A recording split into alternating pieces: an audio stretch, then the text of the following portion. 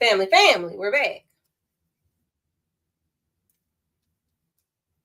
We're back, and we're back 30 minutes early for a reason. We back 30 minutes early for a reason. Why? Because we also didn't finish watching YSL. So I figured I needed to hurry up and do what I needed to do. Because we got to finish watching YSL together. I got to put a thumbnail on that other one. On the one from... Yeah. I got to put a thumbnail on the other thing. So let me go pull up YSL, and I'm just going to start the feed while folks come in, because yeah.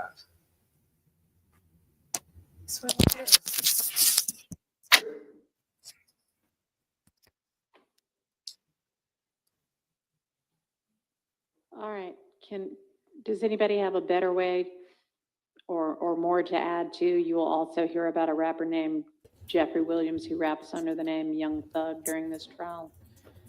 Is that going to get us to, hey, this was Young Thug's case? Is there a better way to say that?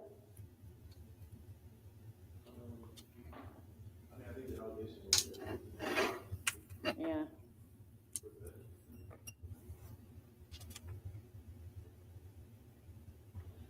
So,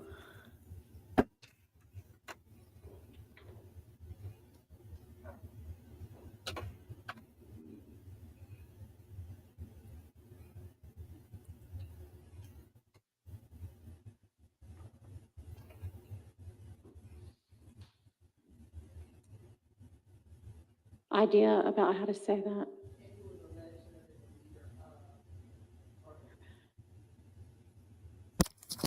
And, okay, so after who raps under the name Young Thug and who the state alleges. Okay. Well, it is to their RICO count.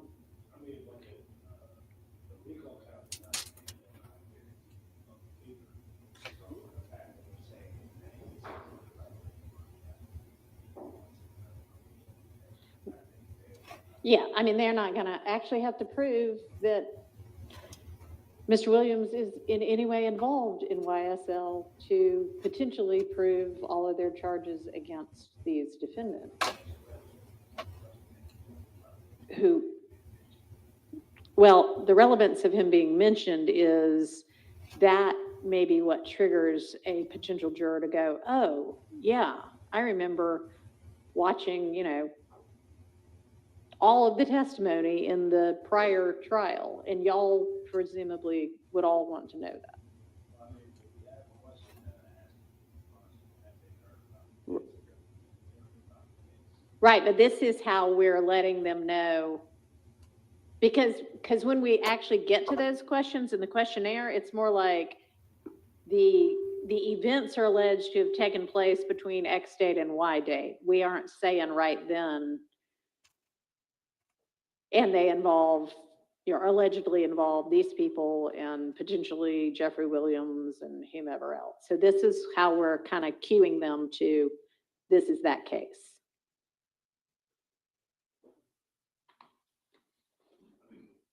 Well, then, in that particular situation, like the discussion with Mr. Katz, Mm-hmm. I do believe that we would have to add a question in there that's asking, have they formed an opinion based on the knowledge of the case, that being fair and impartial? Okay, well, can we put that one on pause right now and come back to it? I'm trying to figure out the way to phrase how to alert them to, this is the Young Thug case. Well, my question is, why do we have to alert them to the Young Thug case? Because you may not want to know, but the other attorneys want to know if potential jurors followed that case. Well, I understand that, but what I'm saying is the question that's being asked right now is based on how you want to read the indictment. Right. Well, no, I'm sorry. This is not how I'm going to read the indictment. This is, hey, jurors, how are you? Here's what you're about to do. And here's some little bit of information, like the presumption of innocence, blah, blah, blah. Not going to read the whole indictment to you, but I'm going to tell you it's about this broadly.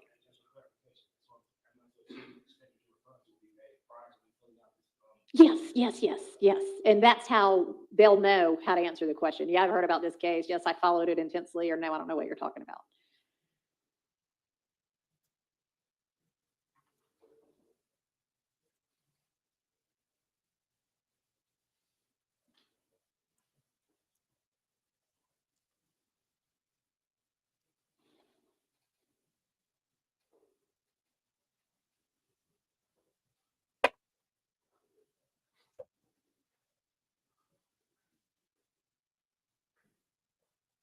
Anybody have any ideas?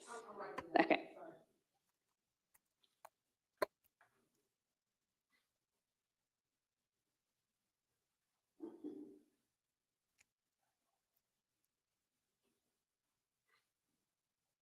And honestly, it doesn't have to be here if we want to, if it's more appropriate, when we say these events were alleged to have occurred between this date and that date, maybe we can put something about Mr. Williams in there. I don't know. I think for here, we at least need to say you'll also hear about a rapper named Jeffrey Williams who raps under the name Young Thug during this trial. Add that, Sharon. Okay, And I have also, comma, you may hear about a rapper named Jeffrey Wilson, also known as. okay, Rather than. instead of you will. Okay. Also, you may hear about a rapper named Jeffrey Williams who raps under the name Young Thug during this trial. Okay. All right, so that then will be the language for my introduction. So for clarity's sake, once I do that, we're not going to read the full indictment before we ask them to fill out. And at this point, y'all would rather just say, am I correct in saying that the defense is fine with / prefers the more general language about a gang allegation, a RICO allegation, and certain other crimes versus the specific crimes that each client is charged with? Yes, for Mr. Dark. Okay. Yeah. I mean, obviously, when we get the jury, I'm going to have the state read the full redacted indictment, and it will say, this is who's charged with what, and this is the specific charge.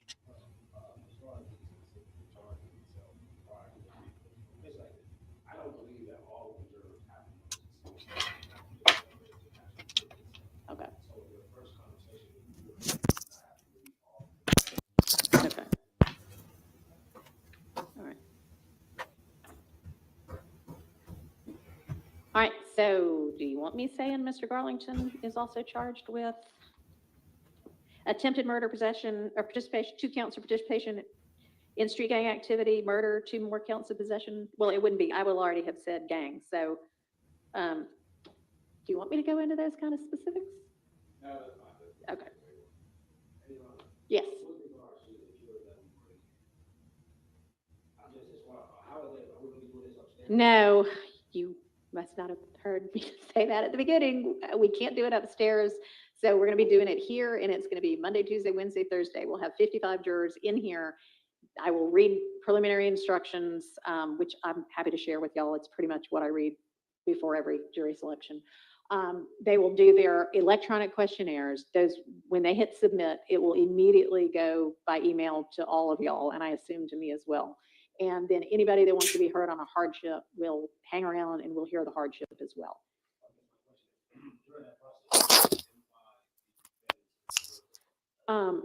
I mean, if you want me to.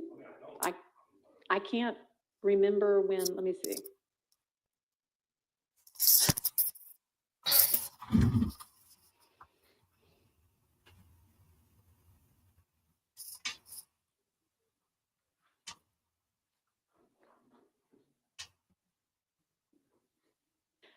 I wasn't planning to, nor does it look like that.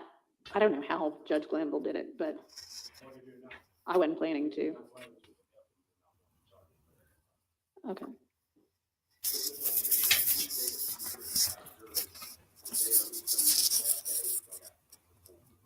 Yeah.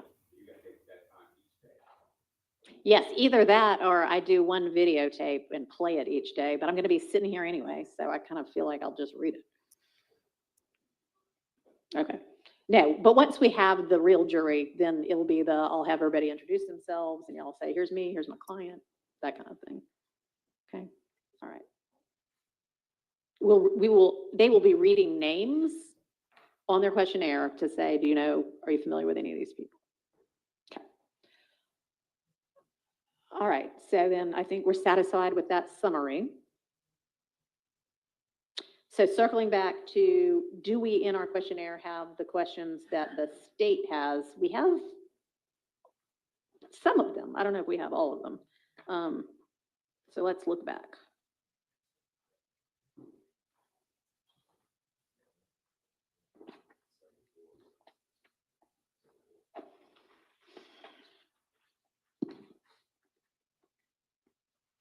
Mm-hmm. All right. Yeah, so we do have, 74, we're going to change the other, just to add also. yeah, attended court proceedings. Yeah. This is with recall, we don't, this form you're giving me about the reading of the indictment, 4 and 5 are not in the question. No, those are in it will say that the very first thing I'm going to say is, you're potentially going to be considering the case of the state versus these 3 defendants, and I'll read out their names. And then we're going to ask the statutory questions. And to me, the statutory question, have you for any reason formed and expressed any opinion with regard to the guilt or innocence of, and I'm going to say any of the accused? I understand that, but sometimes jurors don't understand or they don't know what exactly we're talking about. So if you then from the page, come up with number 35, 36, or 34, Uh-huh. well, you actually attended it, you still say that you don't have opinion. I still think it needs to be passed. Okay, so just tell me what you're suggesting and where. Have you formed an opinion about this case? Have you formed an opinion about the innocence or guilt of the defendant? And I take those 2 questions and put them. Probably 70, maybe 78, 79. Before 78 and 79 or after? Okay.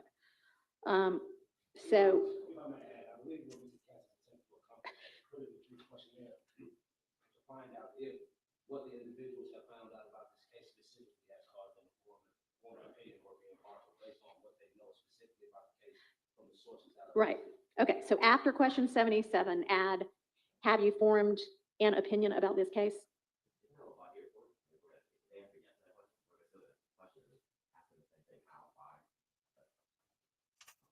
But we offered them more additional information. How did you learn about the case? Or we know the case, did you attend the case? And therefore, after that, then answer that question. And there's also so much strength by the voir dire process because we find out that they have some kind of opinion at this particular point. That may, their opinion that they express on the case may disqualify them from not asking some other question, or the attorneys may have other questions that may be asked on the subject that are not answered. So it may assist us in streamlining the voir dire process. Okay, so here's the potential catch with that is this case against these 3 defendants who are going to be on trial in June and July is not the same case as the case that already occurred. And we might want to know, did they form an opinion about that case? And we might want to know, have they formed an opinion about this case? But that's not necessarily the same thing. And I don't want to in any way be implying that it is. I think we would do it necessary, not having to see trial get over 1.5 years. Yeah. Publicity, if we don't delve into that somehow. I mean, I don't disagree. I'm not saying I'm not going to ask it. I just want to ask it the right way. And have you formed an opinion about this case? I mean, I'm fine asking it, and then we can explore what their opinion really involves. I think it'd just be easier to say, just ask if they formed an opinion about whole cases, if they formed an opinion about the prior case involved. I mean, I'm not planning to volunteer, hey, there was an earlier version of trial with it involved. I mean, if they know it, great. If they don't know it, I'm not going to tell them that.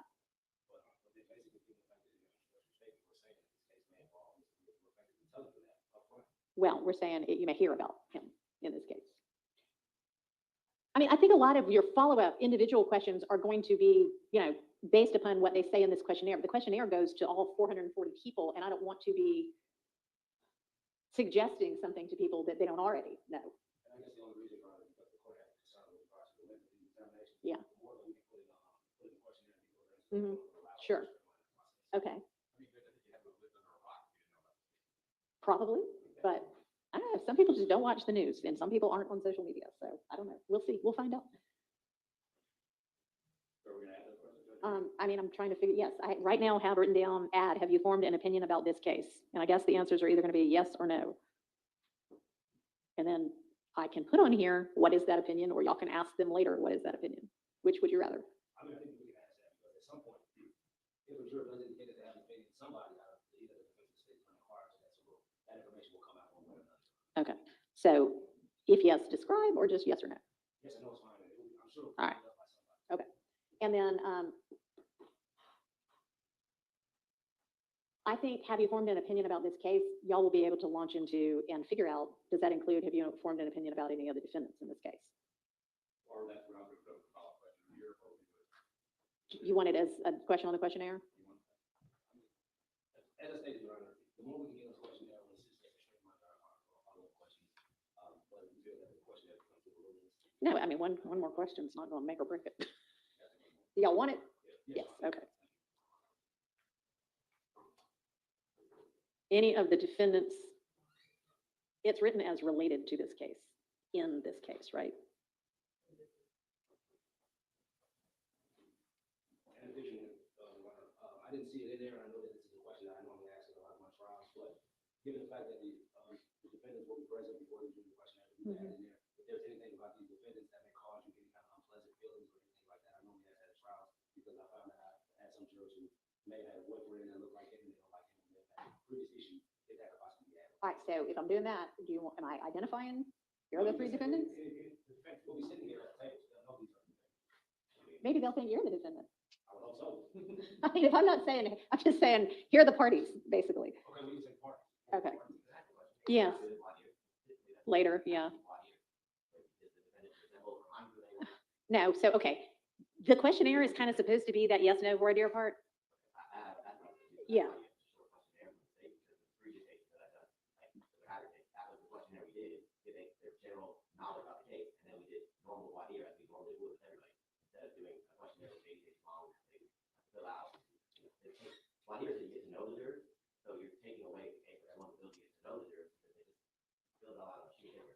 I'm happy to not do the electronic questionnaire, but if we're going to do a questionnaire, it's going to be electronic. So I'm happy to not do a questionnaire.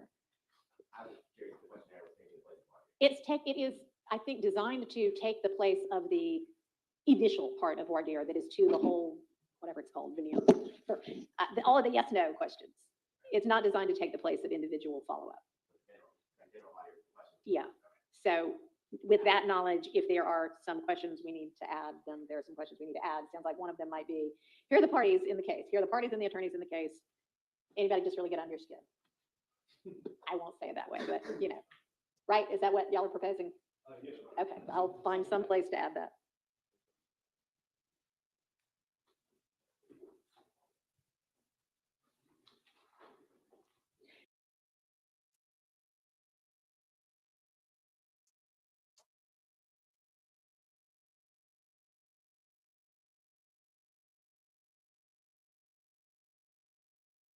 And then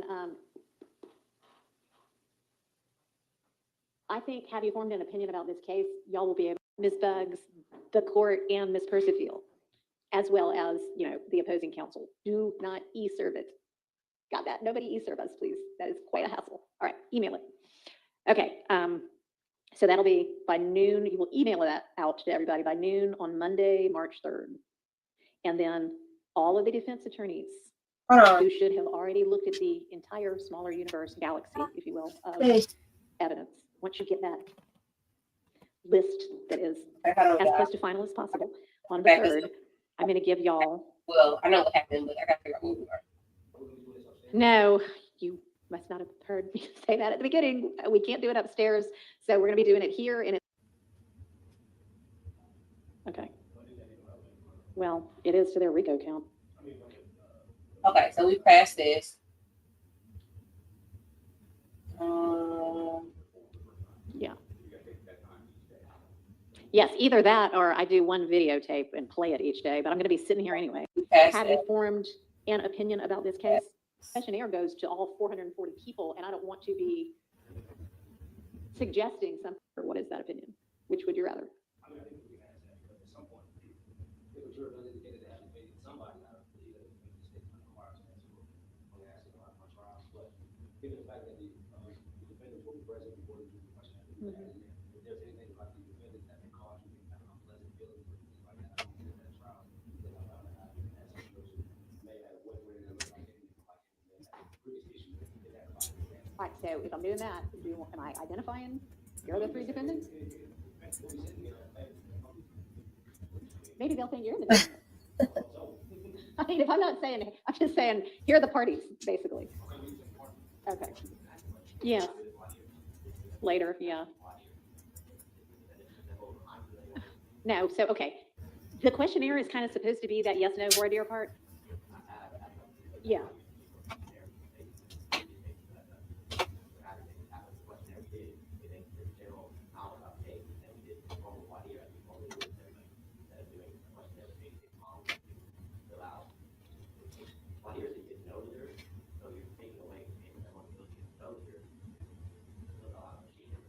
I'm happy to not do the electronic questionnaire, but if we're going to do a questionnaire, it's going to be electronic. So I'm happy to not do a questionnaire. It is, I think, designed to take the place of the initial part of voir dire that is to the whole, whatever it's called, video, or, all of the yes/no questions. It's not designed to take the place of individual follow-up. Yeah. So with that knowledge, if there are some questions we need to add, then there are some questions we need to add. Sounds like one of them might be, here are the parties in the case. Here are the parties and the attorneys in the case. Anybody just really get under your skin? I won't say it that way, but you know, right? Is that what y'all are proposing? Yes, Okay, I'll find some place to add that.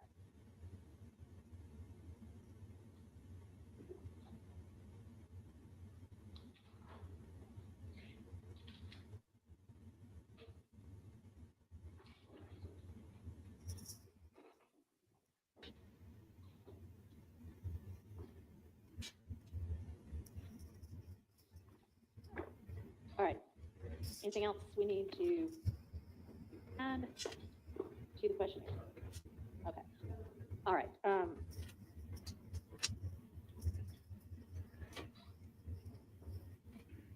How long does the state need to put together kind of their organized chart or list or whatever of what the evidence is generally going to be, which y'all were so great at towards the end of the last trial, so that the defense could have it and we could all be on the same page, and then they can say, oh, they're not even using that video, but they are using this one, and I'm going to challenge this one, because we're going to need to litigate all of that. Oh, okay. That is not what the question was.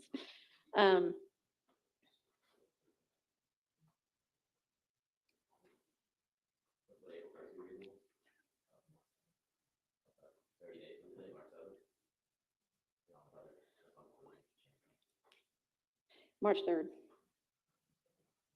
Because then they've got to file their motions in limine. Okay, the state will have its beautifully organized and detailed list of its evidence by March 3rd, by noon, March 3rd, filed.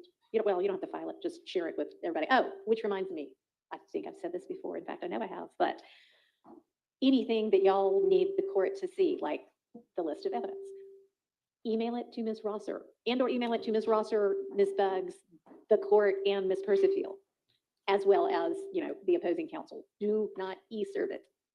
Got that? Nobody e-serve us, please. That is quite a hassle. All right, email it.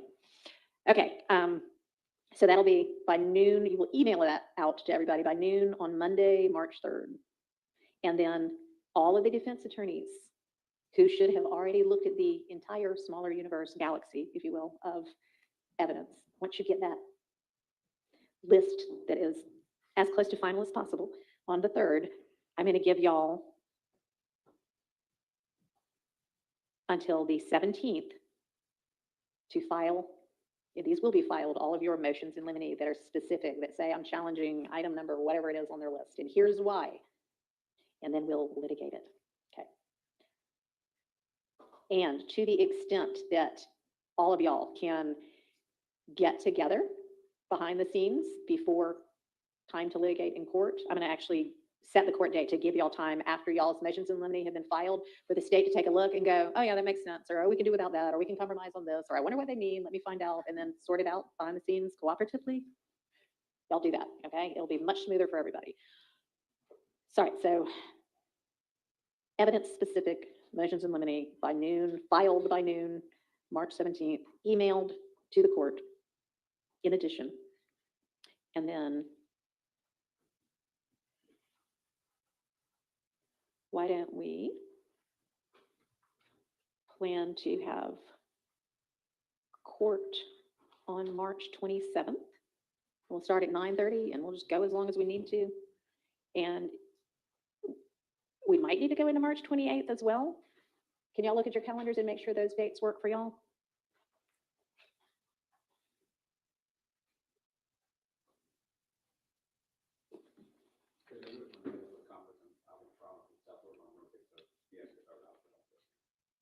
Okay, thank you. Those are good? Okay. Mr. Johnson, how about you? All right, I'll go ahead and block those out on your calendars. And if y'all can resolve everything beforehand, we won't need to have those, but well, you probably won't be able to resolve everything, but you may be able to resolve some things. Okay, and then we'll go from there. Does that sound good? All right, anything else we need to think about right now? Uh-huh. Uh-huh. Okay. I'm here. But I understand, and I appreciate the state position that did not take or did not follow the go. It's still one of the main things they focus on, was the state by using these rap lyrics and these videos for to show that these kind of people, that do lyrics, that do raps, have a propensity to do crimes. And that's one thing the state, the Supreme Court focused on.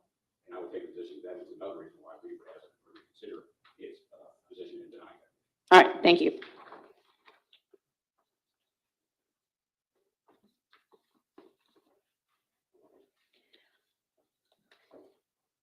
So I might need some clarification on, I think maybe it was Mr. Adkins at some point sent an email that said, these aren't overt acts anymore, but there's still gonna be evidence presented of them. And is that gonna be with regard to particular charged crimes in the indictment, or just with regard to RICO, or intrinsic to other crimes? A little bit of both, Okay. to be honest with the court, in terms of some of the street gang charge counts and the count one RICO, like evidence typically will go to both because they're Okay. part and parcel of the same, other than the different elements in this case. But that's why that last page of the chart, we want to identify, for clarity's sake, for all the court and defense counsel, which overt acts the state intends to introduce in the trial, even though they won't be on the redacted indictment. All right. If, I guess if any of the defense attorneys have got a question or need clarification about what that means, y'all can just take that up with Mr. Adkins and he can provide clarity. Okay. Okay. Okay. So that entire fourth page then, those are not listed in the redacted indictment anymore, but y'all will be introducing evidence of them. And I assume the evidence will largely be what's in the fourth column.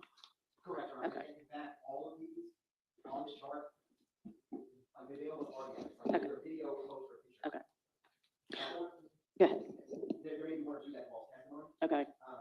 but like number 112, there's actual, they're all social media posts. All right. Okay, so then y'all defense need to take a hard look at page 4 of the chart. And if there's going to be any kind of a motion in limine you want to bring because you think, well, that is in no way even relevant anymore, or that is insanely prejudicial, then I need to have that specified so that we can litigate it. Just saying, just so I understand, those acts are prior acts, or are they acts that are related? I'm just trying to understand.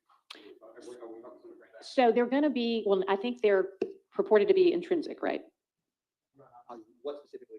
Just this grouping of the overt acts. So, yes, Your Honor, it was, for example, like some of these are photographs of what the state would report, gang identifiers or evidence of association with different members that are together. Any number of things that, these are all in the indictment, so it's clear like the date, time, and so it's kind of hard to answer how all 22 of these on page 4, they pertain to a plethora of different items in the case. In terms of street gang elements, RICO elements, there's a number of purposes. Evidence can be relevant for multiple purposes. So they're not, and then there's a couple on here as I emailed to the court and counsel in terms of the shootings of Ms. Frida Reed's home, Mhm. the traffic stop near Trestle Tree after the fight at Magic City, Right. and there's one other one I'm missing off the top of my head. But other than those acts, which the state is articulating as intrinsic, this list is just to assist. Obviously, the chart we give on March 3rd will make it crystal clear what other evidence the state intends to introduce and through who. But this was just wanted to be upfront with the defense in the court if they didn't just remove from their mind considering Okay. what we redacted. Okay, so the answer to your question is they are going, all of these 22, or correct me if I'm wrong, going to fall somewhere between that January 2015 and April 2022. They're already listed in the original gigantic indictment. And they are still perceived by the state to be relevant to the charges in this case, if not the substantive counts other than RICO, at least RICO, but some of them may be to say, oh, here's how these two people are connected or something like that. All right. Or are they related to drug benefit?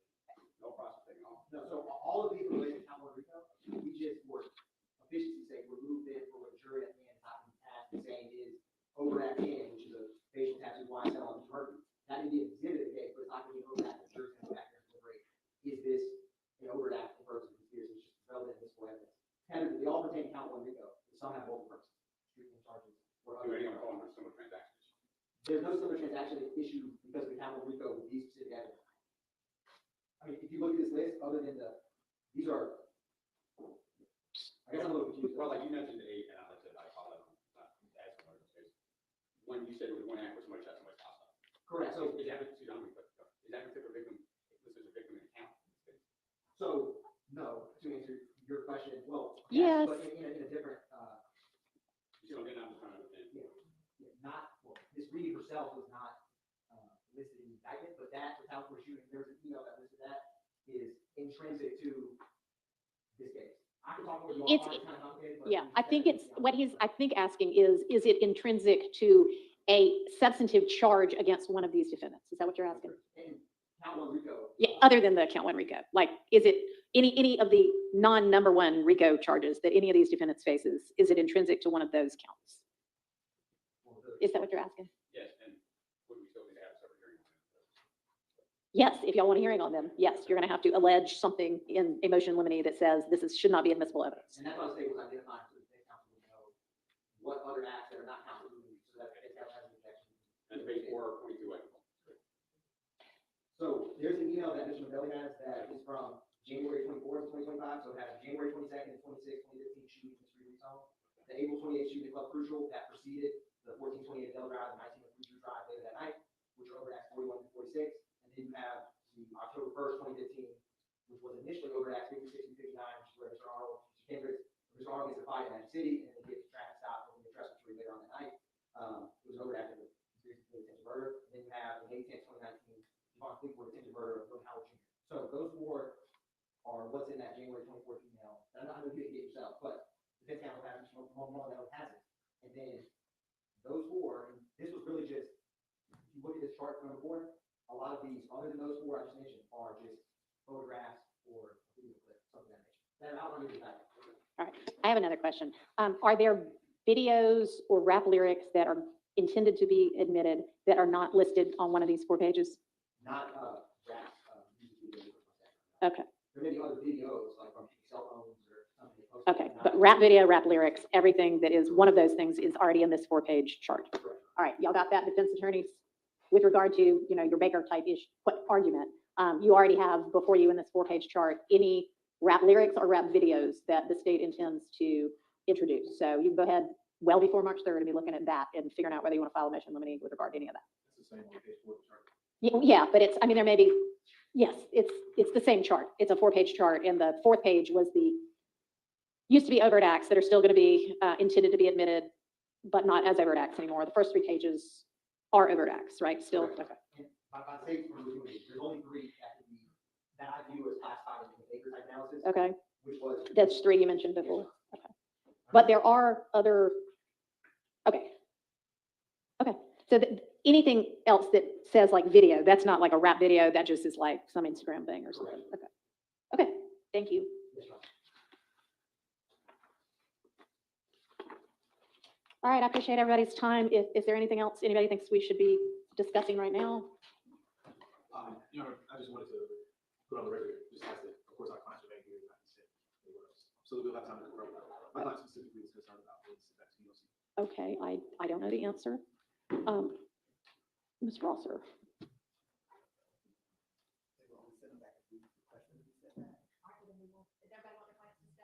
Okay, then we will not request that they be sent back, and so they will stay.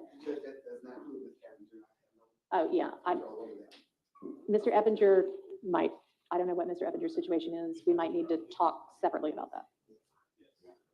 But Mr. Garlington and Mr. McMullen, we'll have to find out whether that's possible. Okay. Your Honor, is there Yes. a time that we can come by to pick up the evidence from? Oh, I had another question. Yes, I don't know what that time would be, but you can coordinate that with Ms. Rosser. And as you know, we had 3 different court reporters on that trial, and one of them is no longer employed by Fulton. One of them is not full-time. Well, they may be full-time, but they're a floater. And my court reporter will be back soon, but is not in the office currently. So it might, I'm not sure who has it. One of the 3 of them has it. Probably my court reporter. I just don't know. But yes, we can figure that out. Let me ask y'all. I have already assumed that you would want the testimony of like Officer Rogers, and I can't remember the other officer's name, but the testimony from the first trial related to that incident. So I already asked the court reporters, please be getting that transcribed. Is there any other witnesses' testimony, and I'm not saying we can guarantee this, but that y'all know you want?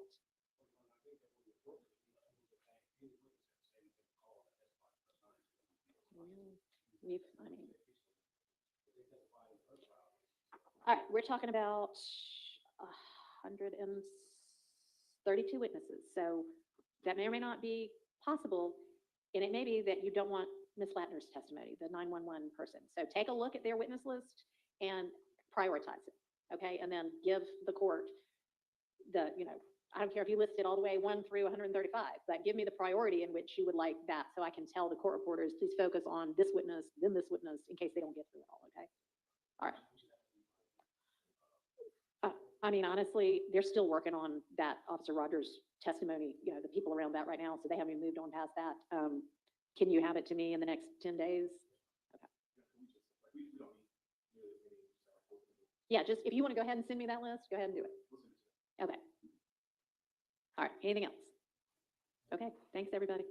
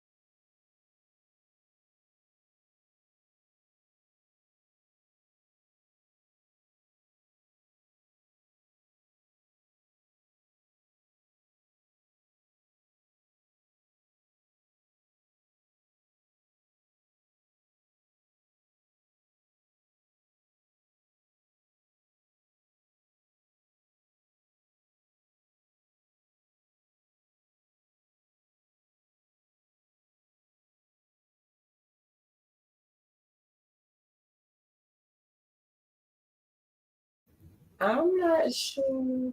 Okay, there we go.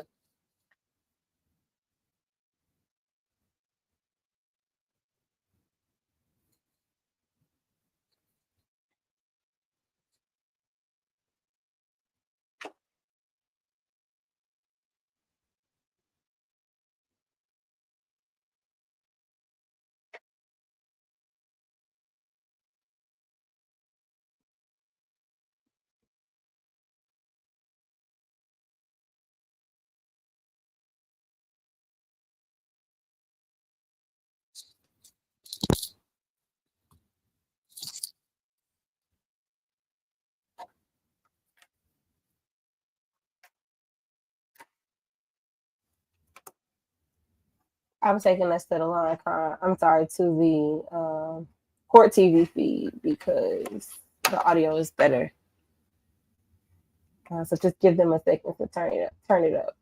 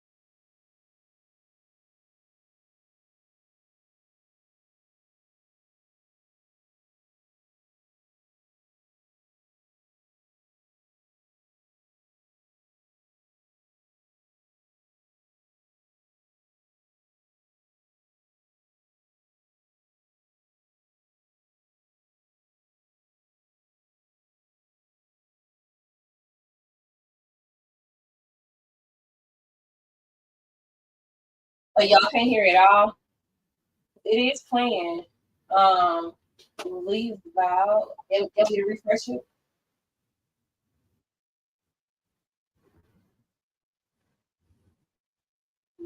Y'all should be able to hear it. Refresh. To be honest, if you really looking, his lip and his sides, it looks swollen. Wait, didn't you just say a moment ago, when you were testifying, that Ills didn't have any swelling on his face? I'm looking now, I've never seen this video. Wait a minute.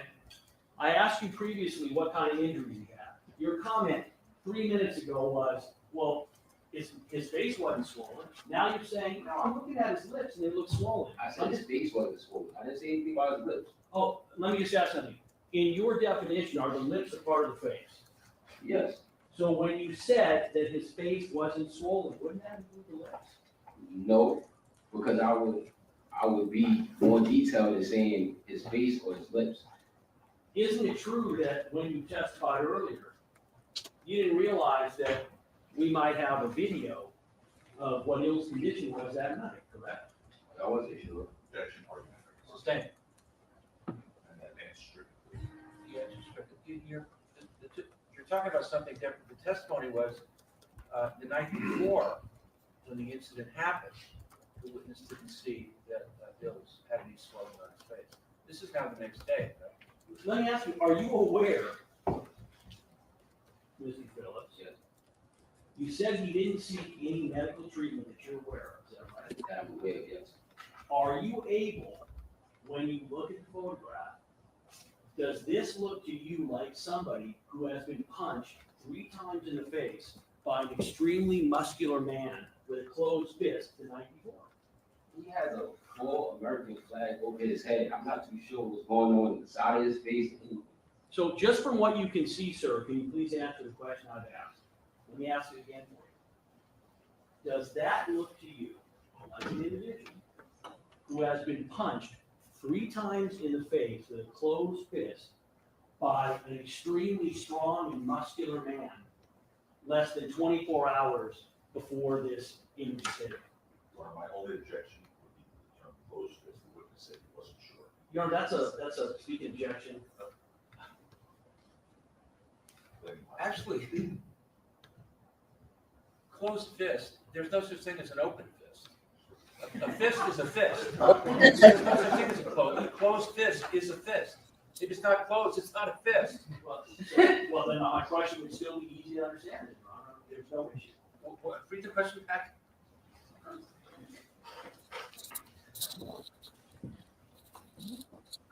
Your Honor, fist could be not all the way closed, but a fist, closed fist, and that's what I asked.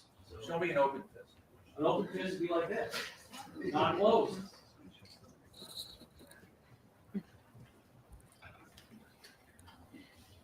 So the question read back, Your Honor? Yeah, I'm asking for that. Thank you. Let me ask it again for you. Does that look to you like an individual who has been punched 3 times in the face with a closed fist by an extremely strong, muscular man less than 24 hours before this image is taken? What the objection is, just state the legal objection. It's a question, Your Honor. The other, my objection was to the term closed fist. He said he didn't know if it was closed or not. I'll re-ask the question without the word. Yeah, ask him if, Judge, I would draw the objection just. if he saw the punch, was it with a fist or an open hand? Do that. I asked that. He said he believed it was with a closed fist. I'm not too sure. All right, then. Wait a minute. Didn't you previously say, when I asked you, that you believed it was with a fist or closed fist? I know he hit him with his hand. I can't tell you the position in. That's not what it's not what I asked you. This is my question. Previously, when I asked you the question, I said, was it, in essence, an open or a closed fist? And you said you believed it was a closed fist, correct? I wouldn't believe he was just backing on. I believe he's punching. Okay, so you're saying you believe it was a closed fist, so here's my question. Do you believe that that photo appears to be consistent with someone who has been punched 3 times with a fist by a large and strong individual less than 24 hours before he was taken. Yes, I believe that. And can you please explain what is it about that photo that leads you to believe that there is evidence demonstrating that the person was punched 3 times in the There should be face? a pointer. So, I can't really see his whole face, and as we all can see, he has an American flag, which is pretty large, on his head. So we can't see his ears, we can't see the side of his face. This is all we see, and we don't even see much of his lip. So Let's watch a little more. I'm gonna keep stopping it. With what you see now, stop it please. Do you see any evidence in that video that you've watched so far to support that he was punched 3 times in the face with a fist by a strong individual? well, I see he has a flag, but I see he's trying to hide something. Wait, so you're saying you think he's wearing the flag because he's trying to hide something?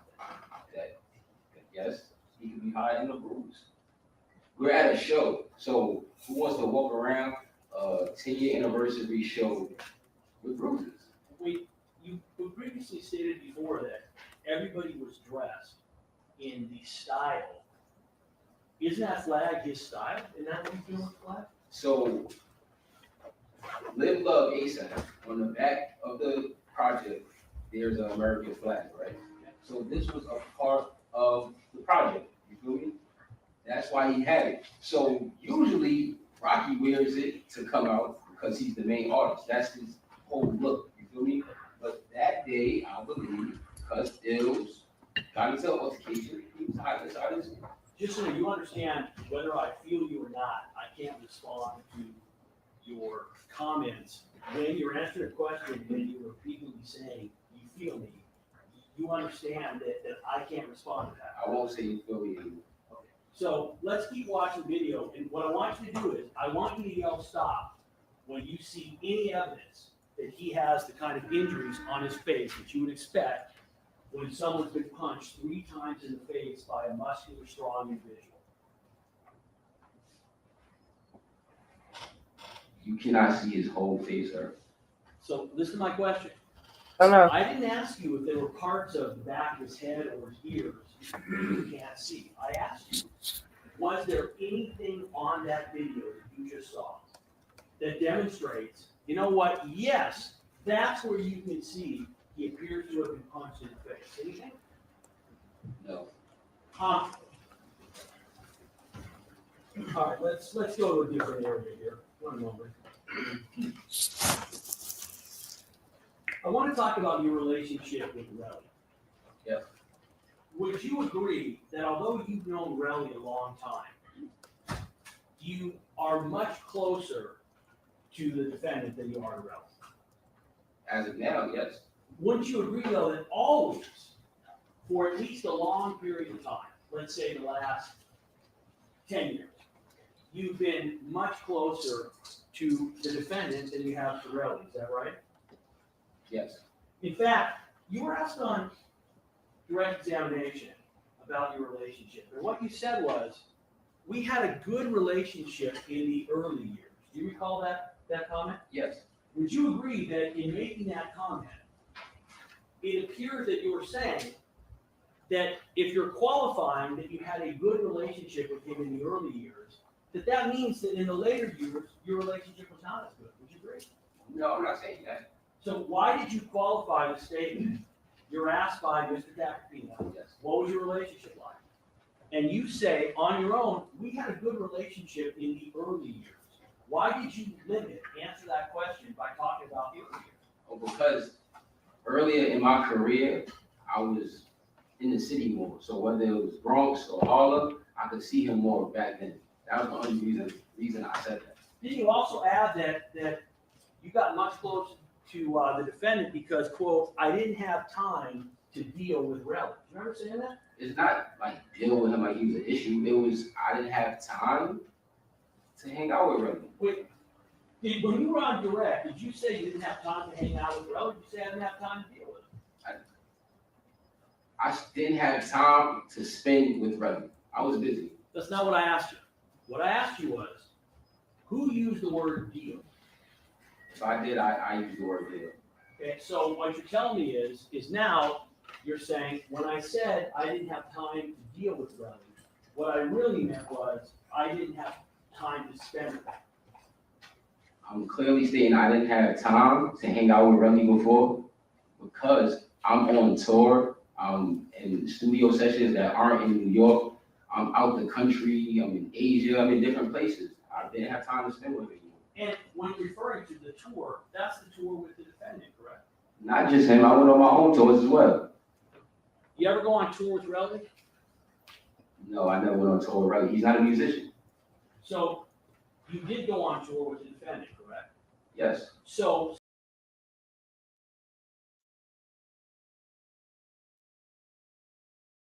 Rel or spend with Rel was when you were on tour with the defendant, correct? Yes. Would you agree that he is the guy that gave you your big break, the defendant, correct?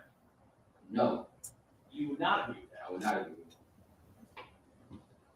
All right, let's talk about your arrival in Los Angeles. You don't live in California, right? No. That was double that's my fault. You live outside the state, correct? Yes. And I don't want you to tell me where, but specifically, but is it in New York? Yes. When did you come out here for the trial? I guess Saturday. Saturday? And where have you been staying? Downtown LA.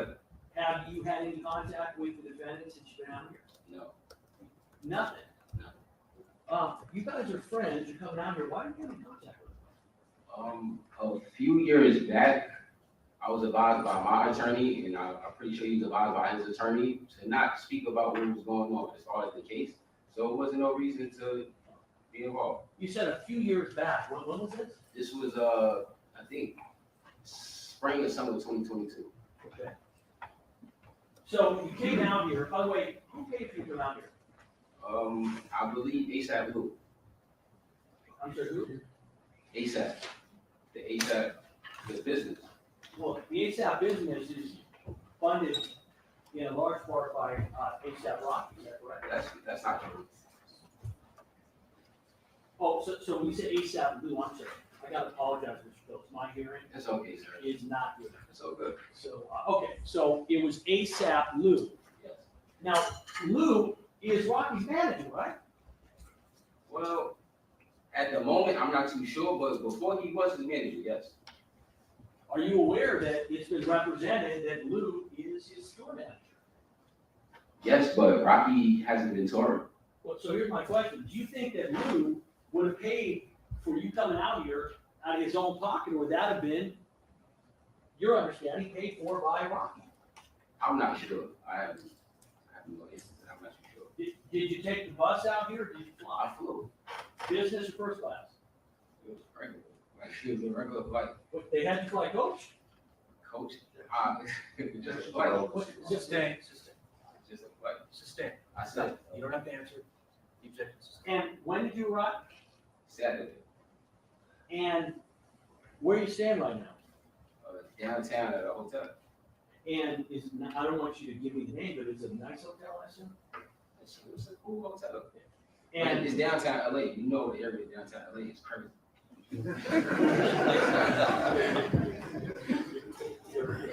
yeah, unfortunately, I can't answer your You question. understand? I didn't hear that. What was that? You understand? We all do. So, the hotel you're staying at, nice hotel, it's not gonna be cheap, correct? Yes, sir. And I would assume, you're not eating at McDonald's while you're here, right? I'm actually at the taco stand on the block from my hotel, $2 tacos. Did they limit your food budget while you were here? No, I'm paying for my own food. So, they're paying for your hotel, they're paying for your flight, but they're not covering your food? I actually put my card on my room. So you put your card in your room, but the idea is they're gonna reimburse you, correct? I'm not too sure. That was never a conversation. That's not something I'm worried about. So you're close enough to Rocky that you don't really care whether you're reimbursed. You're gonna come out here, stay at your own expense, and try to help him on this case. Is that correct? No, I'm not trying to help him on the case. I was actually there and I know the truth. Well, no, that's my question. You're saying you don't really care about getting reimbursed. You're coming out here, that hotel's not cheap, you're saying I'll put it on my card. And you're saying, I don't really care about what it's gonna cost. Okay. So my question to you is, if you don't care about what it's gonna cost, is that because he's such a close friend of yours? Do you not? No, because I also have a manager out here and I have meetings out here that I had to attend to. So it's not like I'm here on his dime. I also am an artist that has things to take care of myself. Wait, Ms. Phillips, are you suggesting to us that basically the purpose of you coming out here is to do meetings for your career, and then it just so happens that you'll testify in his criminal trial? I was never given a specified date when I was supposed to be here. Well, how did they arrange for you to come forward?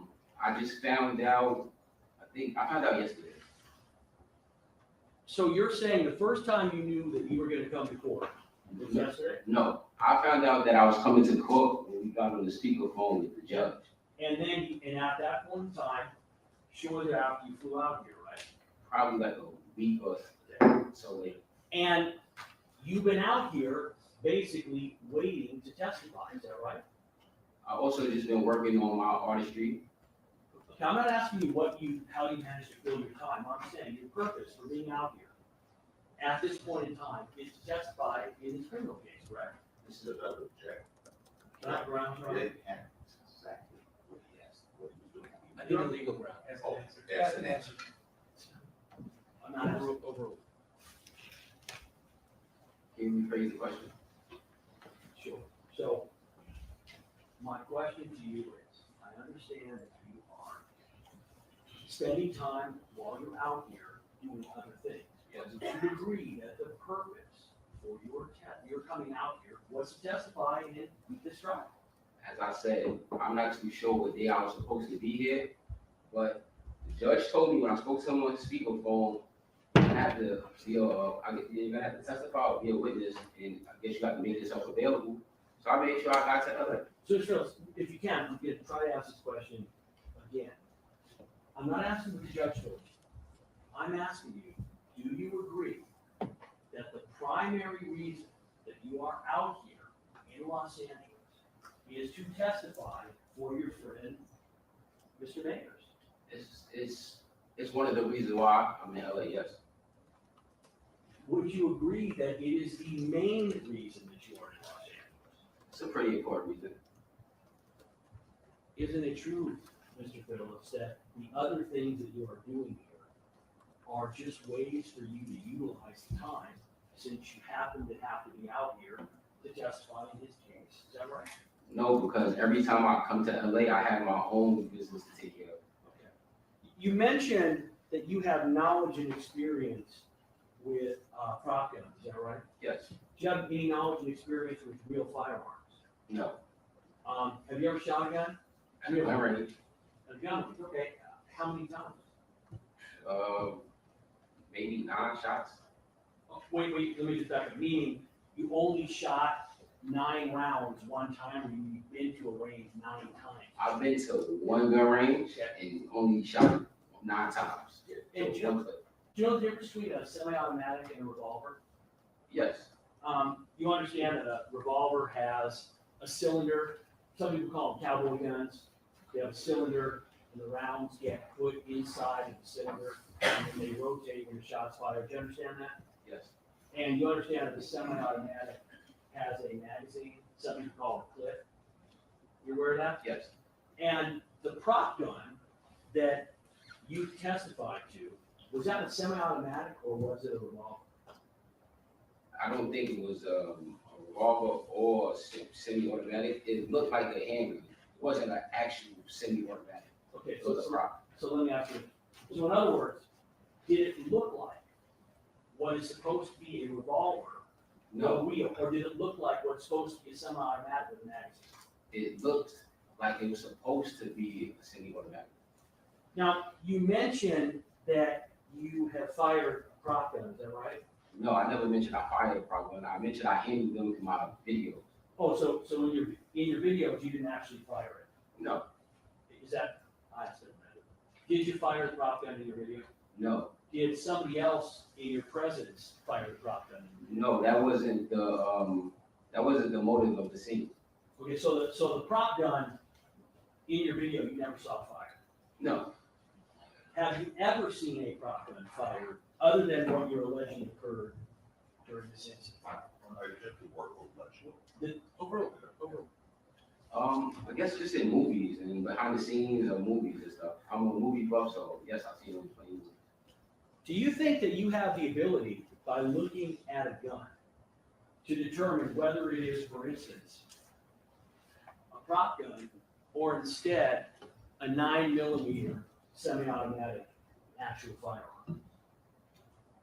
Can you rephrase that question? Yeah, so do you think by looking at it, seeing it, that you can tell the difference between a prop gun that's supposed to simulate more like a 9mm firearm versus a real 9mm firearm?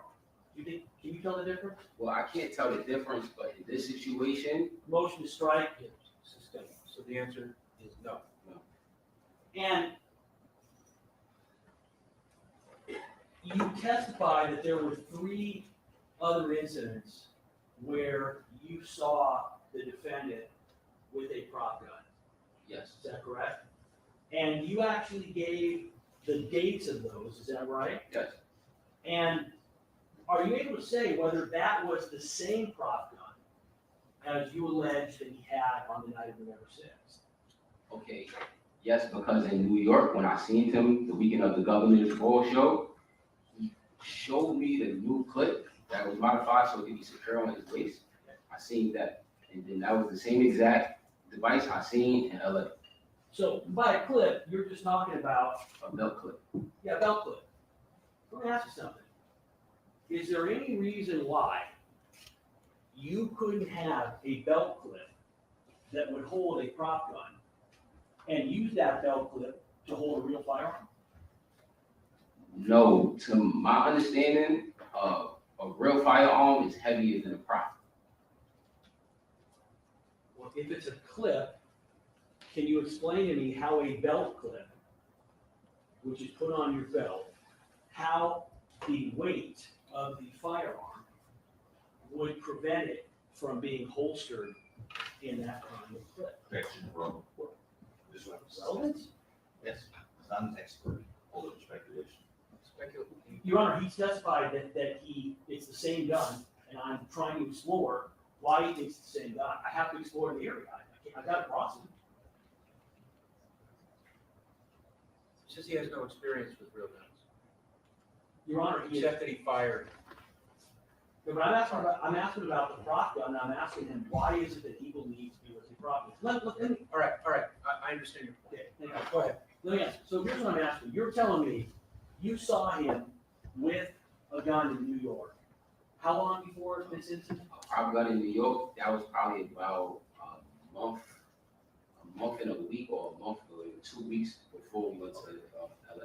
And you're saying that the reason you know that was the same prop gun that you're alleging he used on November 6th was because they were both in the same belt clip, correct? Yes, So my question to you is, how would you know that the same gun or prop gun or firearm was in his belt clip in New York 6 weeks before this incident, as was in his as was in his belt on the night that this occurred? How do you know it's the same thing? can you rephrase that?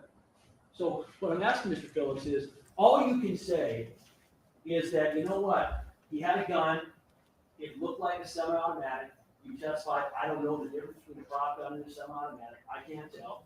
And you're saying in New York, he had one in his belt clip, and you're going, I know that's the same prop gun that he had on November 6th because it's in the same clip. And what I'm asking you is, how do you know that on November 6th, just by looking, that was the same prop gun? I knew it was the same modifications from the prop gun that I seen in New York. and I knew it had been modified from the first time I seen it at the DMV video shoot. So I knew it had like a specific look. Okay, so let's back up. How was it modified? What specific look? It just had a belt clip and I think a clear clip as far as the magazine. So are you aware, when you're talking about a magazine, and you're talking about a belt clip, that that could be used with certain other firearms? Well, I'm not too sure, but I knew from my understanding, from being at the video shoot, seeing him again, being with him multiple times, I'm familiar that I believe it was the same one. I don't think he was just switching around props. Well, when you say you don't think you should switch it around, you've already said you don't have any expertise in real firearms. No, I don't. You've shot a gun a total of 9 times in your life, 9 rounds on one occasion. So wouldn't you agree that you can't tell us anything about whether or not those were the same guns or not, other than they were in the same belt clip and they looked by the magazine and the color? Well, aside from, this being my friend and having a conversation about it, he gave me like, oh, this is. Most described as non-responsive. So what you're saying is that the only reason you can say it's the same gun is because he told you something. He told me and I said it. But by the way, what if he was lying? Objection, Your Honor. Sorry. Do you know, Mr. Phillips? Yes. When someone tells you something, particularly in this situation, you don't have any independent information to demonstrate that it's the same gun, other than what you said, correct? Correct. But he would have no reason to lie to me. So He would. So you decided, Mr. Phillips, you decided that the defendant has no reason to lie to you, and so therefore, you're accepting whatever he says as the truth. Is that correct? I'm not just accepting it as a truth. I can see it with my own eyes. You can see a gun that you have no experience identifying with, and that you have decided is the same gun because it's in a clip and has a similar looking magazine. Is that correct? Rephrase that. So you've decided that it's the same gun and that you believe him. You just said, I'm looking at it myself as well, because you looked at it and it looks the same to you. So you're saying, I looked at it, it looks the same, correct? Yes. But you're also saying, I don't know anything about guns.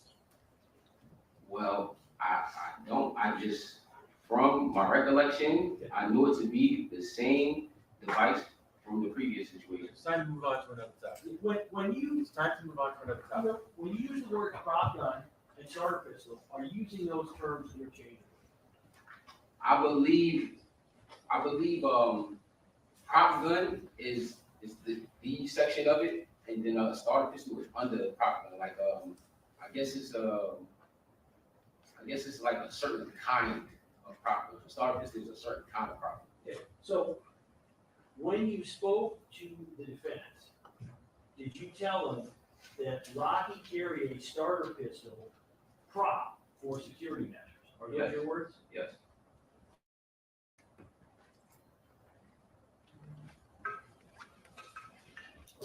Do you actually know specifically how a prop gun works? How it's fired, what happens when it's fired? No, I don't. Now, you testified that Mr. Mayers carried the starter pistol for, quote, security measures. Is that correct? Yes. And you said in your statement, would you agree that the only thing that you mentioned about that was he was known to do after being the victim of violence and home invasion? Judge, objection to your statement. Your Honor, Sustain, sustain. Your Honor, this has been presented as his statement. Objection, speaking objected. Right.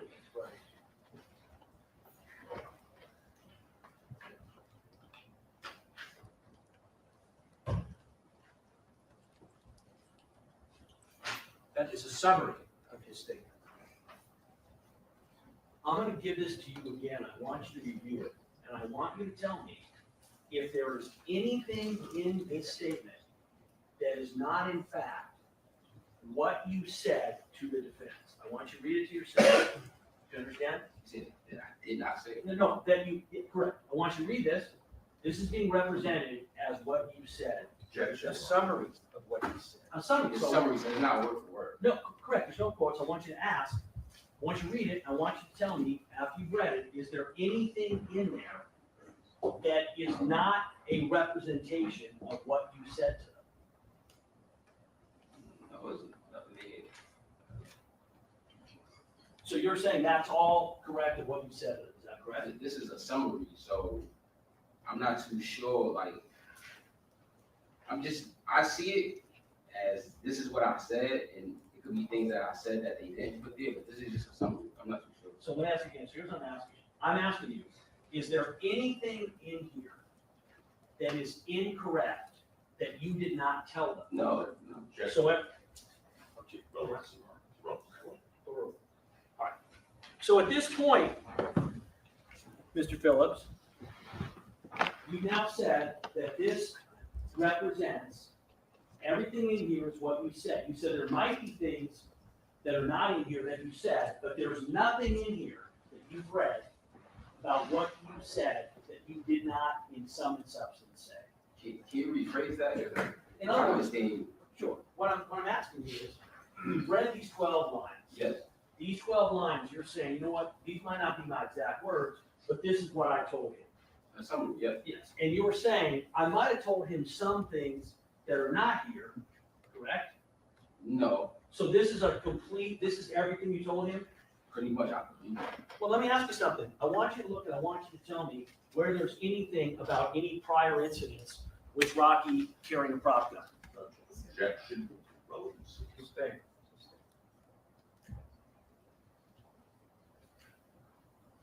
On relevance ground, Your Honor? Correct. Whether he sees it or not is irrelevant.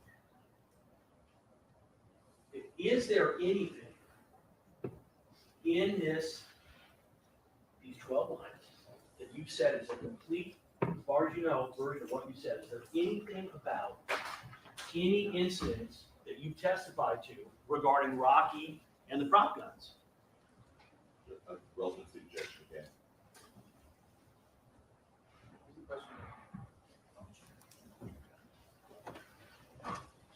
Is there anything in these 12 lines that you've said is a complete, as far as you know, version of what you said? Is there anything about any incidents you've testified to regarding Rocky and the prop guns? Ask the question. Okay, so what I'm asking you is, you testified on direct about 3 incidents with Rocky involving prop guns. Do you remember that? Yes. You agree there's nothing in here about any specific incident, is that right? Objection. Well, Relevancy. I don't see it. Stop. Let's sustain. It's not relevant.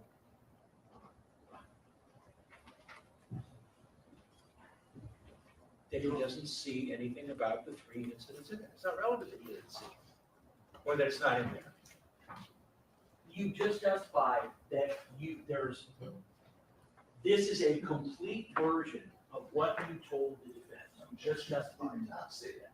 It mistakes the evidence. That's not what he said. So, Mr. Phillips, Yes. did you discuss with the defense in advance of you testifying these 3 incidents regarding Rocky possessing a prop gun?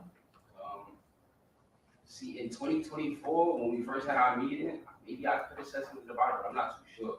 Well, so let me ask you something.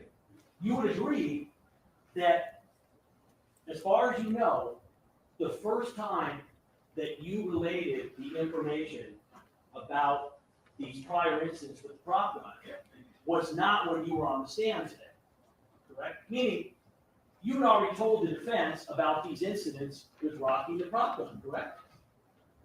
I think so, I believe so, I'm not too sure. Well, let me ask you, Mr. Phillips, would you agree that it would be really important if you're trying to explain the situation with the prop gun, that you would have communicated, hey, listen, I've seen Rocky 3 other times with a prop gun. Would you agree that'd be important? Yes.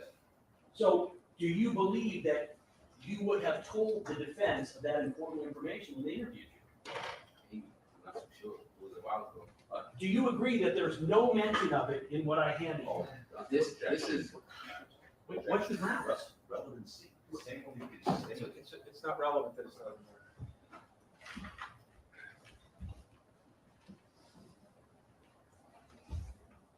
Sustain. Now, you're aware that at the time of this incident, that Mr. Mayers, let me back up. Can you explain, you said that he carried the starter pistol for security measures, and you then expanded that to say he did so after being a victim of violence and home invasions, correct? Can you explain to me how a starter pistol would assist someone who was the victim of violence or a home invasion? only answer that I have is that you could scare somebody away with it. That's the only thing that I have. So if somebody was doing a home invasion, I want you to assume the following hypothetical. Yes. An individual does a home invasion and they have a weapon such as a firearm. Would you agree that a prop gun is not going to act as a deterrent to someone with a real firearm? See, that's hypothetical. That's a hypothetical situation. You don't have to answer the objection sustained. Mr. Phillips, can a prop gun, in your experience, does it have the ability to actually stop somebody from committing violence against you? From my understanding with the situation with Relly, no.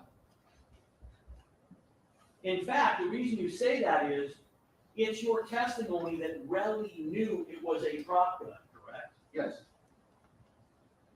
I'm gonna get back to this in a moment.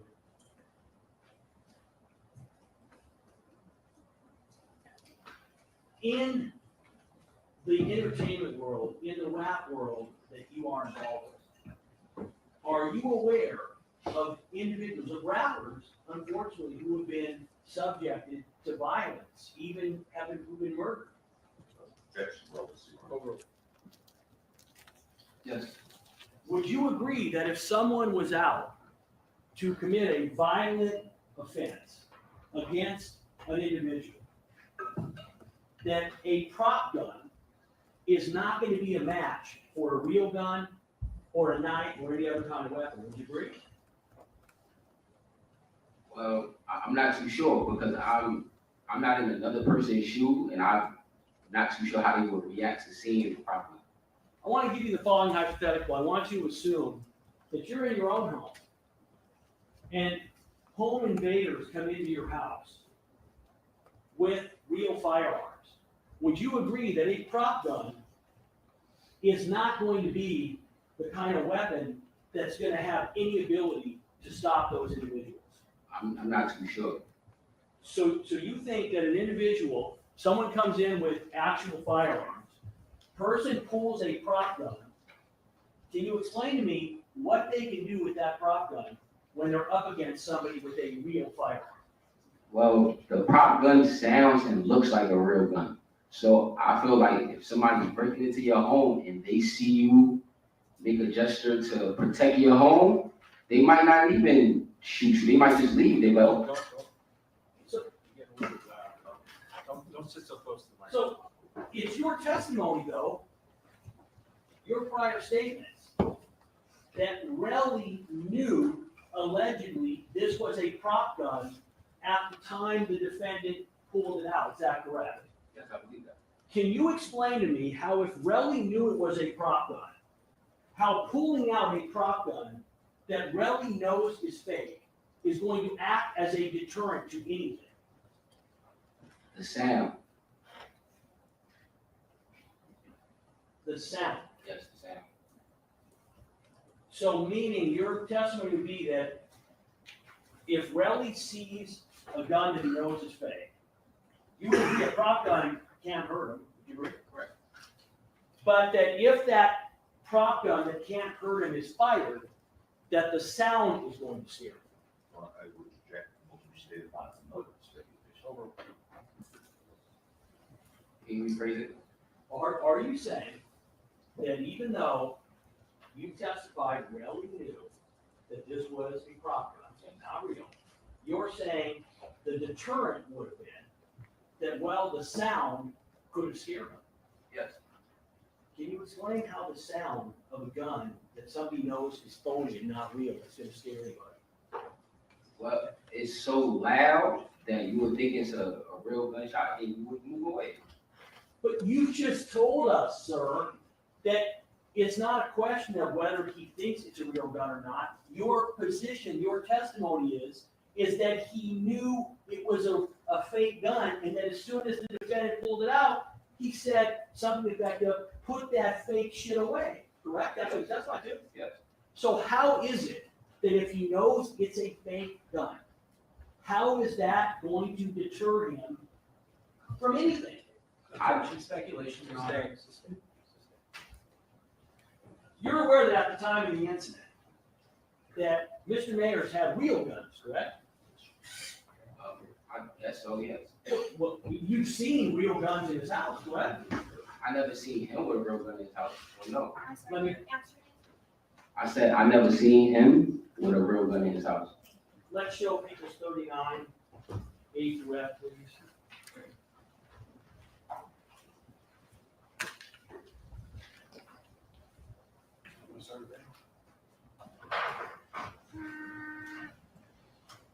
You've been to the defendant's house in West Hollywood, correct?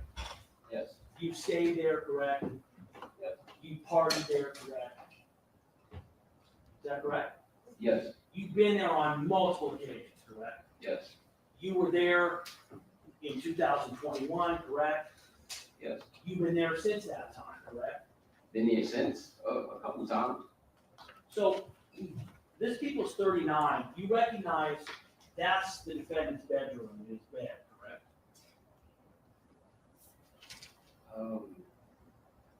I'm not too sure, honestly, but it looks like a bed. So you're saying you don't recall seeing that bed before? No, I've seen the bed before, but I can't really tell. Well, Because they also, like, you never been to Rocky Crib, he be having like some cool looking couches that look futuristic. So I'm I have too not sure. been there. Yeah, so that's what I'm saying, I'm not too sure. Okay.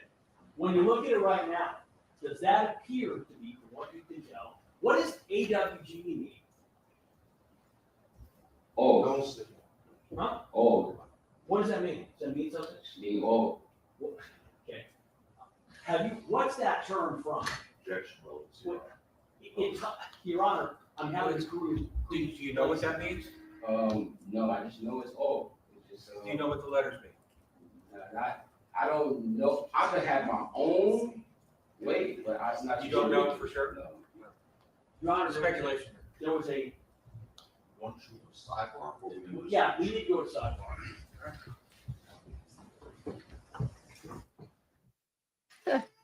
Mr. Lewin is really like driving us up a wall. So right now, what Lewin is pretty much doing is trying to question the effectiveness of a prop gun. Why would you need a prop gun? How is it going to be effective in a high dangerous situation? I don't know if he could have been. I don't know if he could have been prepared for this situation or not. But I would have thought a better answer would have been somewhere around. I feel like he. Okay, let me back up because I'm having a lot of thoughts at once. Let me say, I feel like he gave a decent answer, right? He said, you could show the gun, you could use the gun, it can make a sound, it can trick someone into believing that the gun that you have is real, right? And so I feel like he did okay, but I was really looking for him to be like, if he gets into why is Rocky carrying a prop gun, I was hoping, come on, man, like what's wrong with her?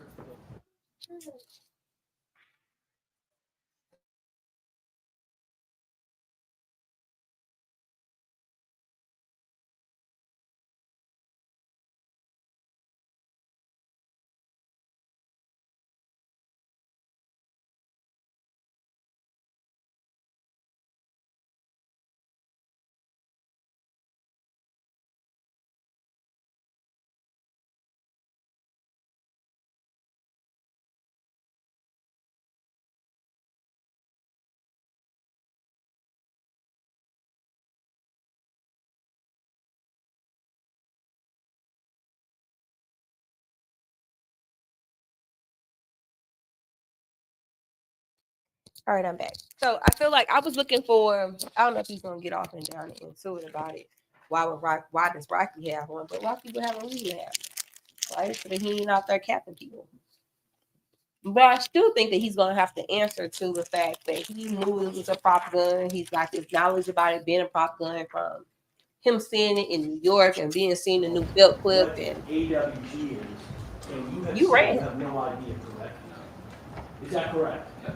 Did you hear the defendant, when I asked the question, loudly say, don't answer it? I heard something, I'm not too sure what I heard, I was listening. Did you hear somebody say, don't answer it? I didn't hear what was verbally said, I heard something. Isn't it true that AUG, AWGE, is a brand that is connected with the defendant? Yes. So a moment ago, when I asked you what AUG was, and you said, I have no idea, why did you say that when you're now saying, yes, it's a brand connected with the defendant? Objection, this states testimony, Your Honor. That's what it seems. Not what it Yeah, was. that was the question. Yeah. Sustained. Did you a moment ago testify that you did not know what AUG was when I asked you? You asked me what did the acronym mean? No, I never used the word. You said, well, you asked me what. Don't start debating. I asked you, what does AUG mean? And you said, I have no idea. Do you recall that? I know what ASAP means, I don't know what all means. All right, that's, Okay. So, hold up, we'll take a break now, and, this issue's been fully explored. all right. Let's break till, wait a minute. Did I hear him say somebody yelled out, "Don't answer"? no. I'm sorry, 10 to 3, 10 to 3.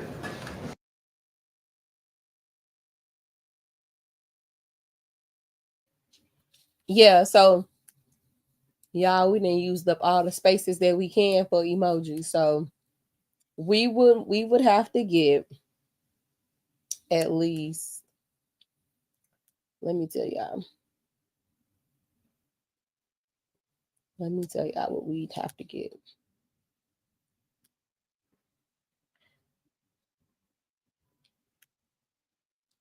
We need 9 more people to be members in order for us to unlock 13 more spaces for emojis. So we'd either have to off an emoji or in order to make a new one. But it sounded like somebody said rotate them out. Well, I got the image, but it did sound like he said somebody told him not to answer or something. Did y'all hear that?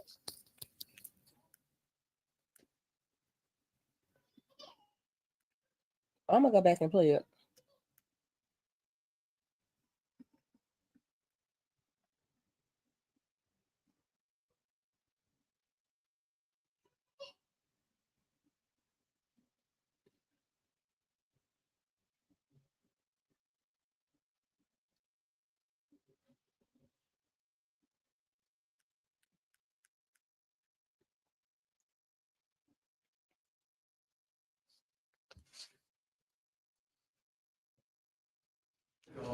What AWG is, and you have said you have no idea, correct?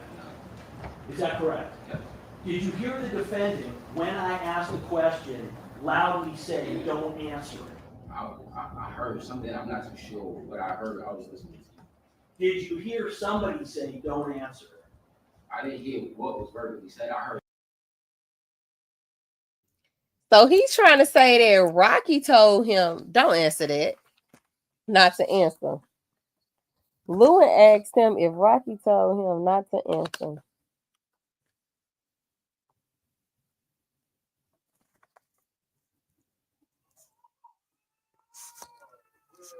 I need a fucking drink at this point, y'all. I ain't even gonna hold y'all. I need some alcohol.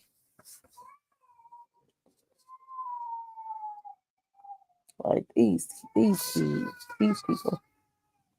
They just can't.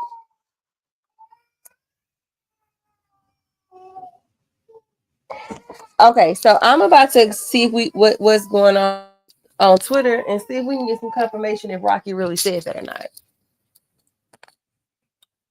Girl, Ashley, that baby is with her father. So there's no telling.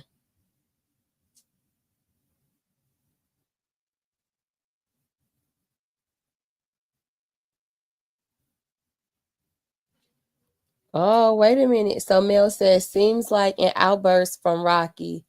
He said, don't say it. When Ills was asked what AUG stand for.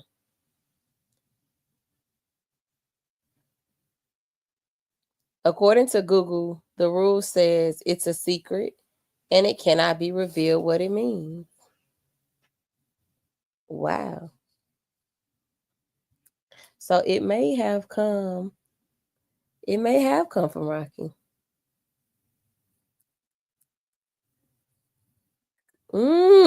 Rocky, just hush your mouth.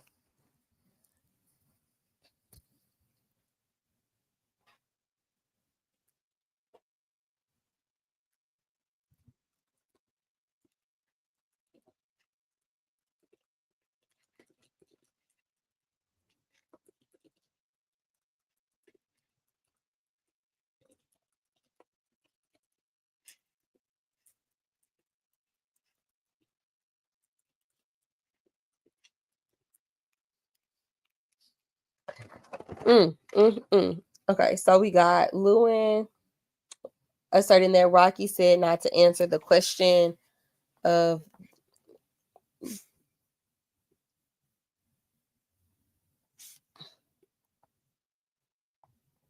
AUG.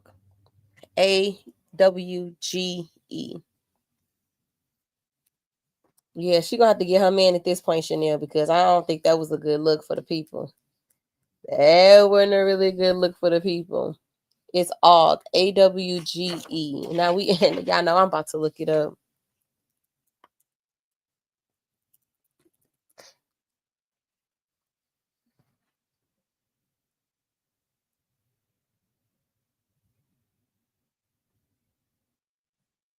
Oh, it literally says that AUG is a creative agency and record label founded by A$AP Rocky in 2014. The name AUG is a creative secret, and the agency has rules that prohibit the revealing of its meaning.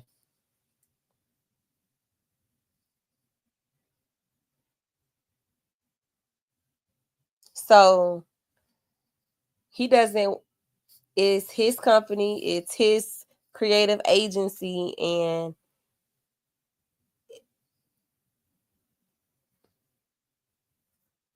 okay, so Sadidi she says, stands for American Sabotage, a creative agency and record label founded by A$AP Rocky in 2014.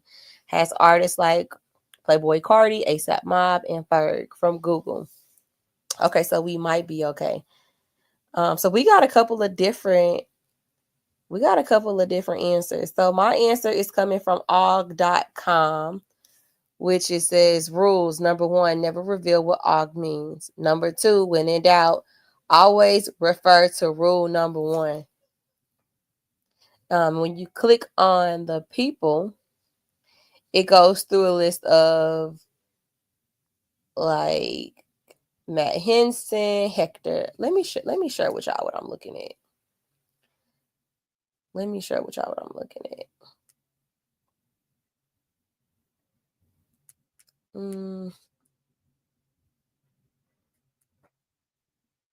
All right, so I'm gonna go back so y'all can see it. This is AUG, AWGE. Number 1, never reveal what AUG means. Number 2, when in doubt, always refer to rule number 1. And so when you look at the artist here, it has Slow Tie, Thought Twat, Kelvin Crash, Smokey, is it Marjolaine? A$AP Ness, Playboy Cardi, Key, A$AP 12, A$AP Eels, A$AP Ant, A$AP, is it Ty? A$AP Ferg, and A$AP Rocky. So if these are the rules, A$AP, you ain't have to say nothing, because if he was in doubt, all he had to do was refer back to rule number 1. That's what the code say.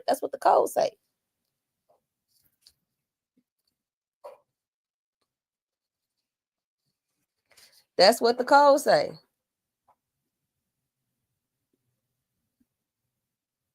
Look at him on the stand though. Look at 12's face on the stand. Yeah, brother. But ASAP should have been quiet. He shouldn't have said nothing.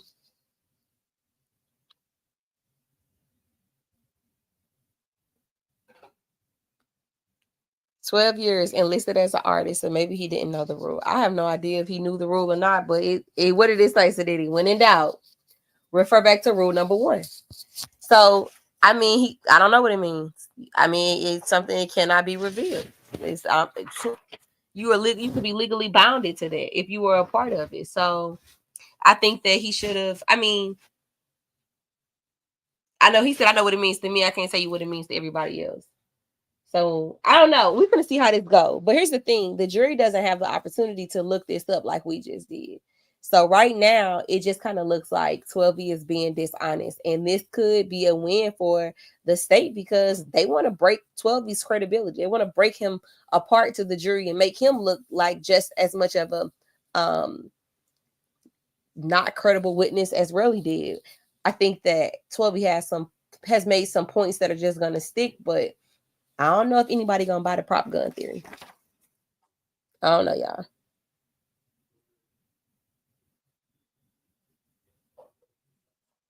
They had a sidebar when Rocky spoke out, and then they came back, asked him a couple questions, and then he was like, "It's time for a break." And he says Taco might be able to clean it up. I wonder how many more witnesses he's gonna have. I don't think that the defense is going to rest today. I think that the defense may rest on Monday. Y'all know what? We are in a new stream. I didn't even put our poll out here because we only got 4 likes on the video. Okay, we got 29 likes on the video. How many people we got watching? With 24 people watching. Okay. Not too bad. Not too bad. I'm still gonna throw it out here just in case somebody ends up joining us.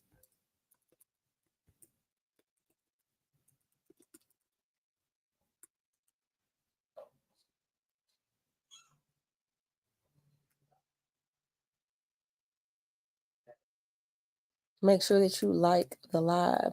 So, I mean, the prop gun thing made sense to me because he said it's a regular gun. He said a regular gun is heavier than a prop gun, and the little holster he had wouldn't hold a real gun. Yep, he did say that. He did say that. And what was interesting to me too is that when Lewin was trying to get him to testify to the injuries that Ills may have suffered at the hands of Relly, I'm just curious on how you know how hard somebody is hitting. Like that, you would technically be unable to determine the amount of force somebody is using to swing. You can only assess them by their body, right? And then him saying like, "Oh, well, look at this video, this profile video of Ills talking about, look at his, can you see any physical damage? Is this like the damage from somebody who was just assaulted? I know you ain't talking about damage from assault. I know. I said this MF is bold.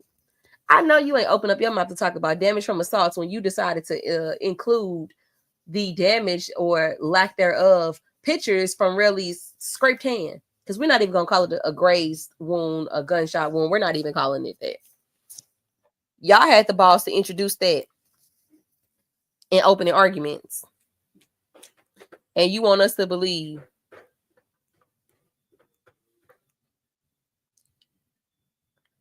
and you want us to sit here and listen to you talk about somebody else's injuries. Your assessment of injuries is not even you've killed your credibility on that.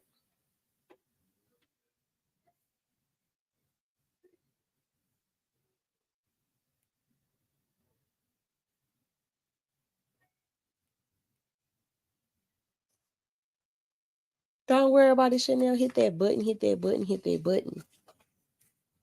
I'm trying to figure out how I'm going to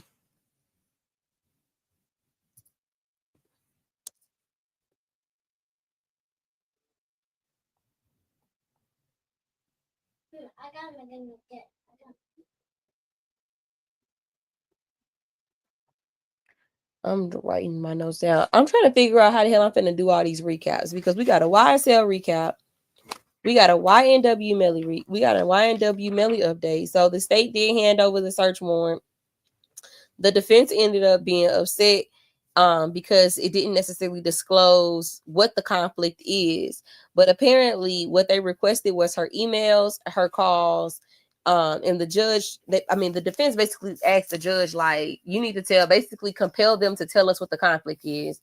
And the judge is like, no, you need to sit down with Miss Liberty, because Miss Liberty knows who she's called, she knows who she's emailed, and she knows what's in those records. So you all need to contact her. Chanel, it looked like you already got a membership. He said, I'm trying to buy a membership. You already got one, girl.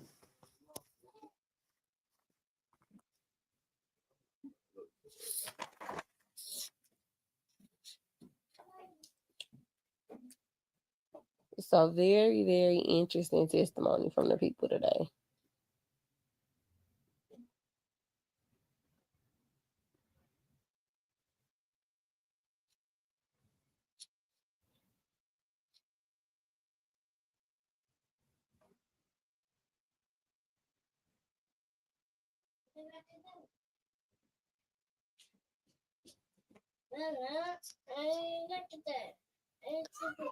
Where your remote at? Who changed? Who cut the TV on last night?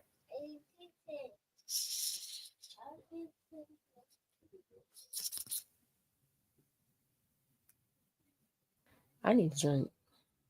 I don't even drink, y'all. I need a drink.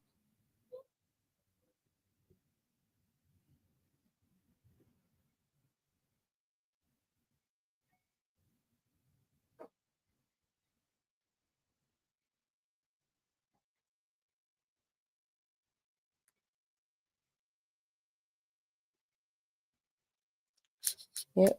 So we wait.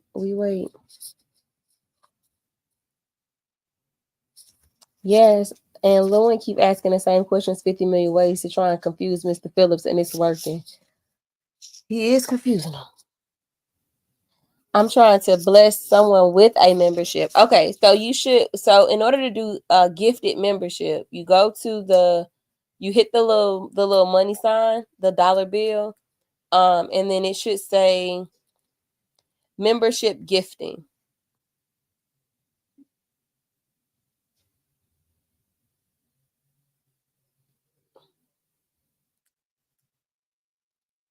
And if you do that, it should allow you to do it. I don't know if you can do it on a phone. You might have to do it from a PC.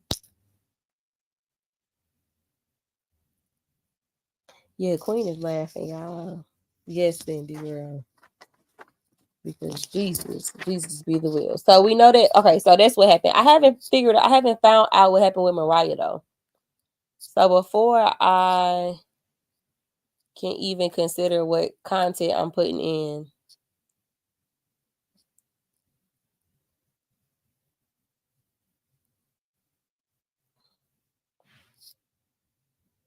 Kanye West crashing out.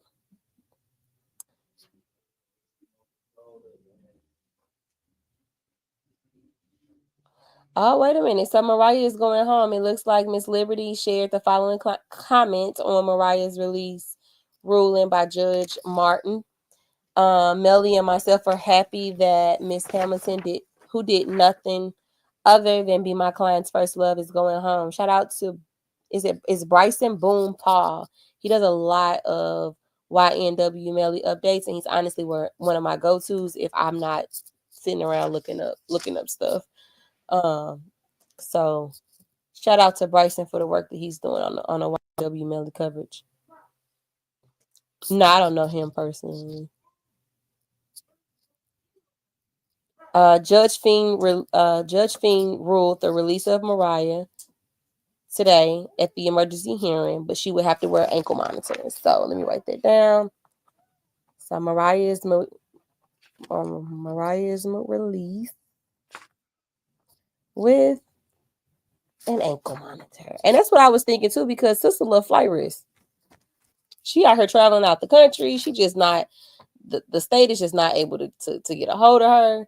So I knew that he was He was gonna do something to secure her testimony for the state.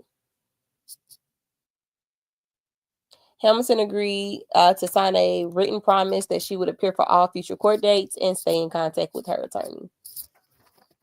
Okay. So we're just gonna call it a promise to return.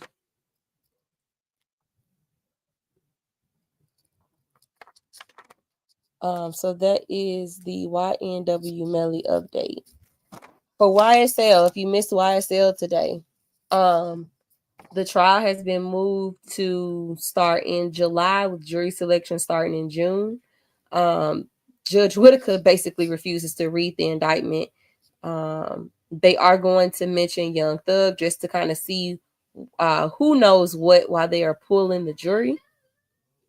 A part of those juror questions is one about the jurors' social media handles or names. The state has to turn over their evidence list by March the 3rd, and they are anticipating 132 witnesses. All right. Mr.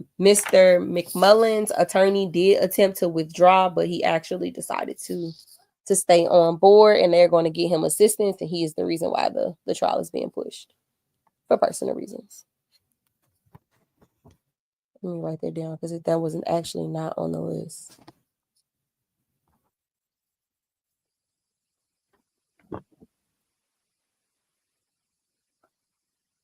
All right, looks like we're coming back, y'all. I'm gonna shut up.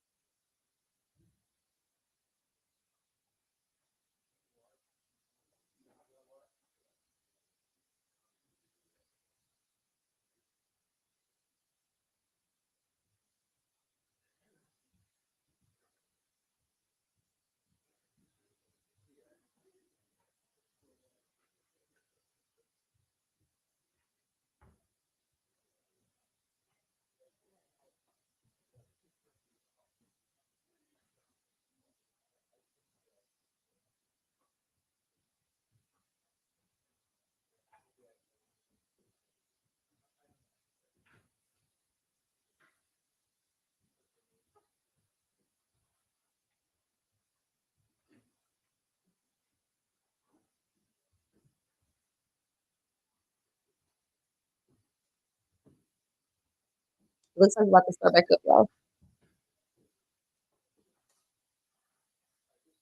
Let you know, if it's relevant, next Wednesday is court. There's a very good chance that you should have the case long before that. If you're not finished, you won't have to be here on Wednesday. I think it's Abraham Lincoln. Is it Abraham Lincoln's birthday? Abraham. All right, we're back on the record. All parties, jurors, and counsel are present. Mr. Wheeler? Mr. Phillips, would you agree that that appears to be the defendant's bedroom at West Hollywood High? I believe so. I want to show you the next photograph. It's going to be 39 feet. And this is an image that is taken from behind the bed. It's a little bit hard to see. Do you see the eye? Let me bring it up to you. It might make it easier. Okay. I want you to look at this item that's in a red square. For the record, I am hitting that pointer. I'm thinking, I'm showing him.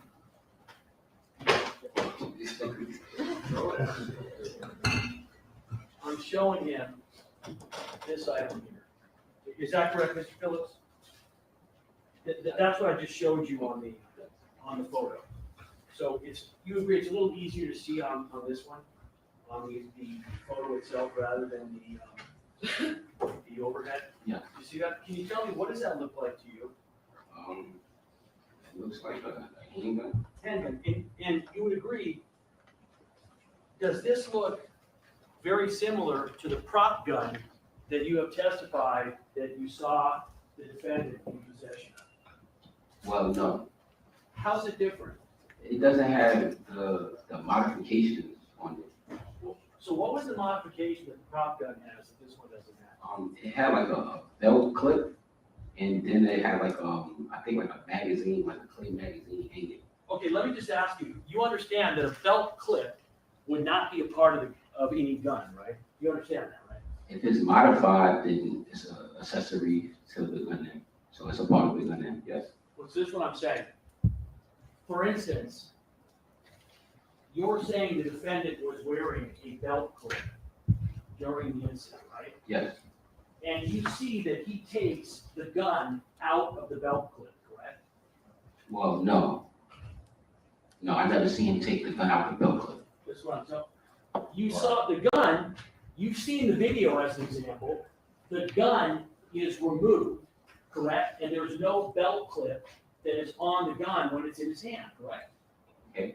Okay, so what I'm saying is, when you were saying, well, this isn't the same gun because the prop gun had a belt clip, you can have the gun separate from the belt clip, correct? If you take it off, I'm assuming, but I'm not too sure. Okay, so what I'm asking you is, when you look at that gun itself, other than the belt clip, and the fact that you are saying, you can't see the magazine in that photograph, correct? No. Here, let me give it to you right now.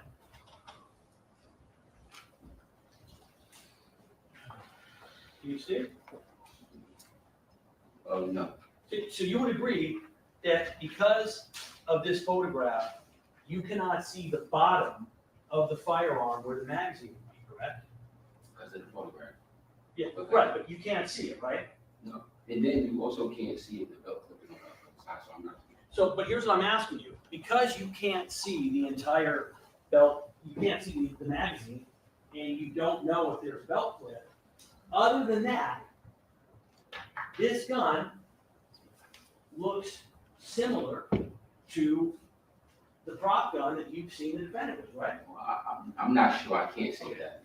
So what I'm asking you though is this gun appears to be a semi-automatic, right? It's not a revolver. It's not a revolver. And the prop gun that you saw was semi-automatic, correct? Yes. What color was the prop gun that you saw the defendant have? It was black. And was it black all three times you've seen it? Yes. All right, I want to go to the next image. By the way,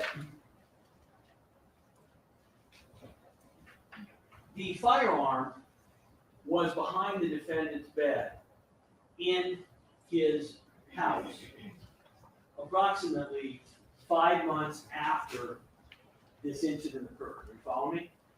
I hear you. I want to ask you, you were told that the defendant was told that he needed to carry a prop gun for protection against violence or home invasions, correct? I was never told, I never told anybody. So where did you get the information that Rocky carried a starter pistol for security measures after being victim of violence and home invasion? Where did you get that information from? Because when I seen him and the days that he had to secure on him, he had no security. Okay, so my question is are you aware that the defendant kept real firearms, not prop guns, in his bedroom next to his bed? No, I did not hang out in his bedroom. So would you agree that if the defendant was keeping real firearms next to his bed, that that would be a different step than keeping a prop gun for protection? Can you rephrase that? Sure. So let me just show you the three other photos. So going to the next photo, this is that same handgun. The evidence is indicated it's a 44 Magnum semi-automatic. Do you see at the bottom, can you see what looks like a magazine on the bottom or no? Do you recognize that? No, I never seen Okay. You go to the next image.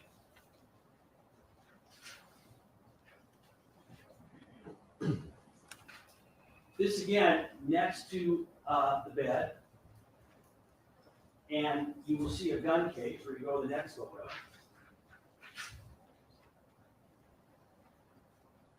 Inside the gun case by the defendant's bed is a rifle. Have you seen this before?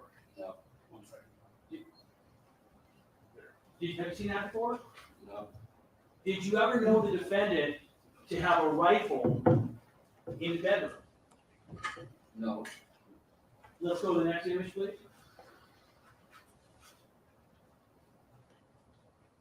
Do you know what this is? Can you see what's pictured? Do you know what that is?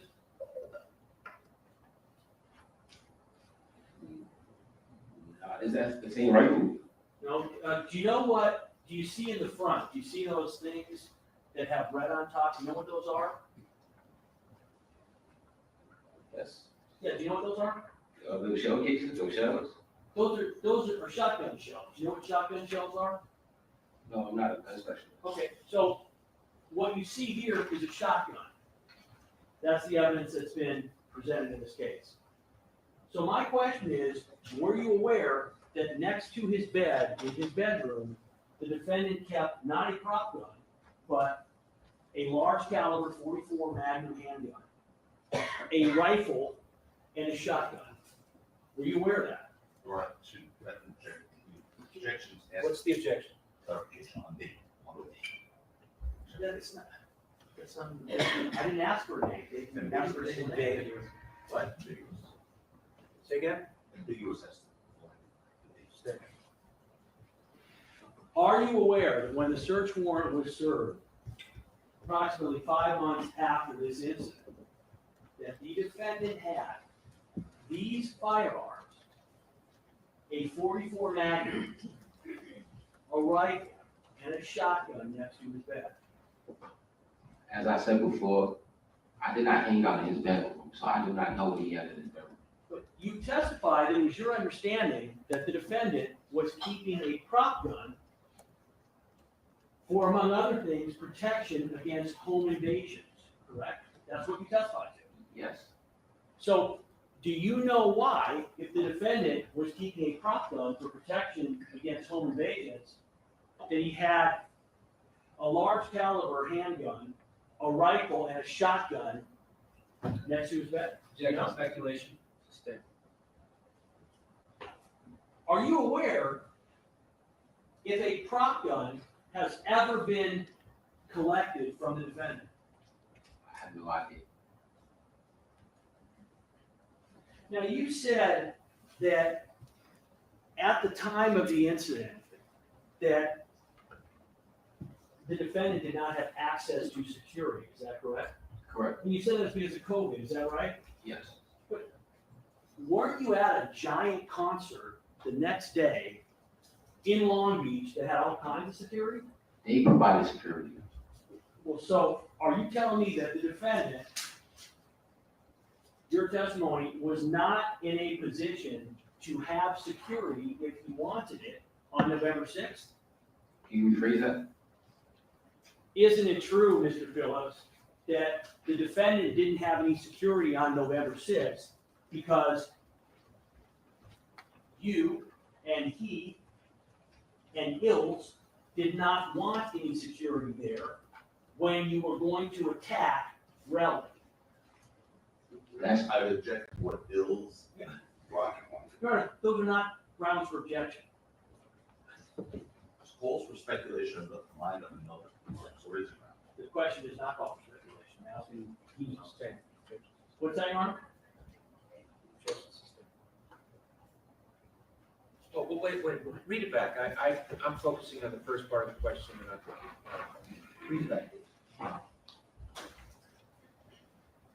Isn't it true, Mr. Phillips, that the defendant didn't have any security on November 6th because you and he and Ills did not want any security there when you were going to attack? Sustained.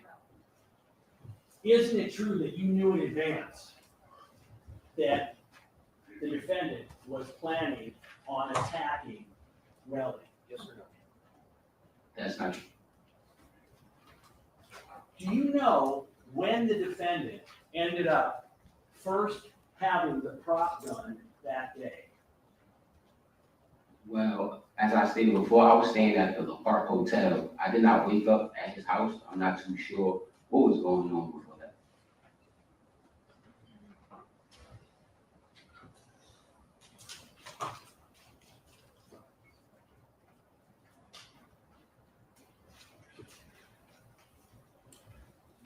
So, is it your position that there was no security available for the defendant that evening? Or is it your position that he just didn't want the security? I'm trying to understand, what is your testimony? Can you rephrase that? So, there was no security when the three of you, Ills, and the defendant, met up with Relly, correct? Correct. So my question is, are you saying there was no security because there was no security available? Or are you saying there was no security because you guys didn't want security? There was no security available that he hired. They had security at Complex Con already. So I felt as though this is what I believe. Why pay for extra security when you have security at the venue? Well, so wait a minute. Haven't you said that the defendant has been a victim of repeated incidents of violence when he is out on the streets?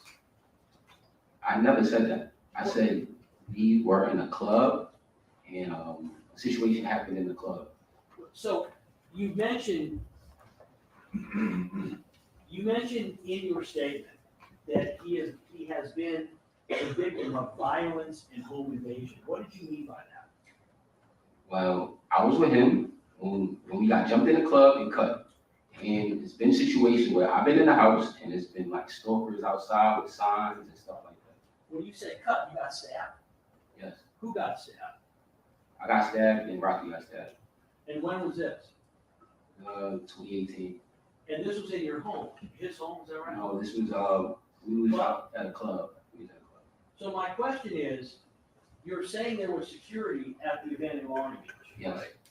So my question is, you're now in downtown Los Angeles, right?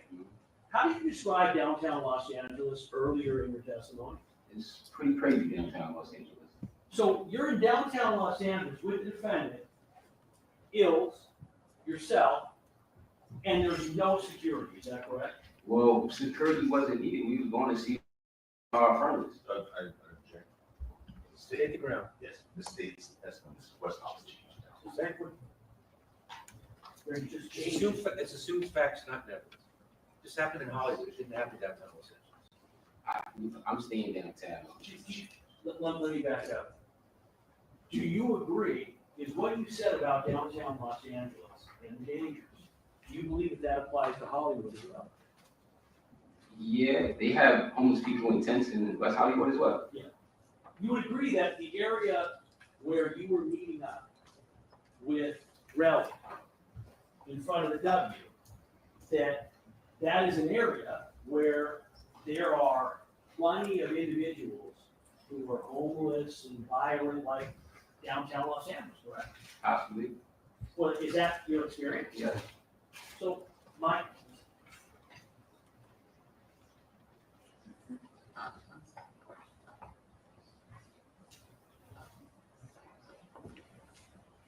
so my question is, did you choose, or the defendant choose, did you guys choose not to have security that night, or are you saying there was just no security available? We had security for the Complex Con event. From there, we left, we were going to go to another show. But before that, we were going to communicate with Relly because we had another show the next day, which is Complex Con. So there was no need to have security. It wasn't gonna be any issue, you know, these are friends, we've been friends for the past 20 years. You've indicated he's gonna be out on a public street in Hollywood, where he's a well-known individual. Yes, And don't you agree that given what you've said, that whenever he is out, that he is at risk? he's very recognizable.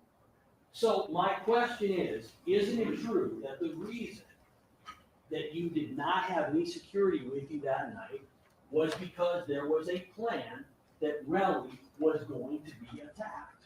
That is not true. Time to move on to another topic. Now, you said it was, it said that it wasn't, back up. You said that ASAP Relly knew and said, hey, that's a fake gun, correct? Correct. Are you aware, was it common knowledge as far as you knew, that Mr. Mayers carried a rocket? Yes, And when you say it was common knowledge, where was it common knowledge? In other words, who knew that he carried a rocket, based on what you know, general reputation? pretty sure his close friends, family, and circle. It wasn't something, because if he's out here telling people, yo, I just got a problem, you never know who could tell somebody else and put him in another dangerous situation. So you're saying that it's not that everybody out there knows he's carried a rocket, it's just close family and friends, right? Yes, and Relly was a close family and friend. Did you ever know the defendant to carry a real firearm? No, but I did know he had a permit. Motion to strike, the second part is non-responsive. Everything after no is good. So I want to start at the beginning of the day of the incident. So I want to start at the beginning of November 7th. Where did you sleep the night of November 6th? At the La Park Hotel. And were you by yourself? In my room, yeah, You had flown out before that from New York, is that correct? yes. How'd you get out here? My flight, Did you go commercial? it was a regular flight. It wasn't first class, it was just a regular flight. You didn't fly out, the defendant didn't fly you out private? No, No. All right, so you fly out, when do you land?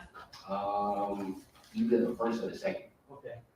And where did you stay between the first and the second and the seventh?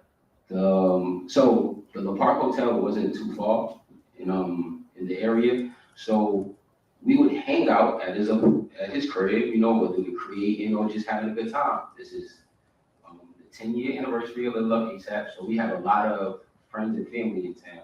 So we was going back and forth from the crib to our hotel. Like, he had family there, so we stayed at the hotel. Right, by his crib, meaning the defendant's home in West Hollywood, right? Yes, The home where I've just shown you the picture of the bedroom and the bed, correct? yes, And so you're saying you were actually at that house, not months before or months after, but literally the day before the incident occurred? yes, Was Dills there too? yes. What about Relly? No, At this point in time, were you aware of any, I'm not asking you to explain what it is, so listen to my question carefully. Were you aware of any issues between Relly and the defendant on November 6th? rephrase that. So were you aware of any problems between Relly and the defendant on November 6th? A problem? No.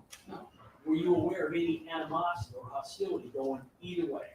I was aware that two brothers wanted to have a communication with each other, and they were trying their best to reach out to one another. That's what I was aware of. when you say they want to have a communication, isn't it true that the two of them were having issues with each other?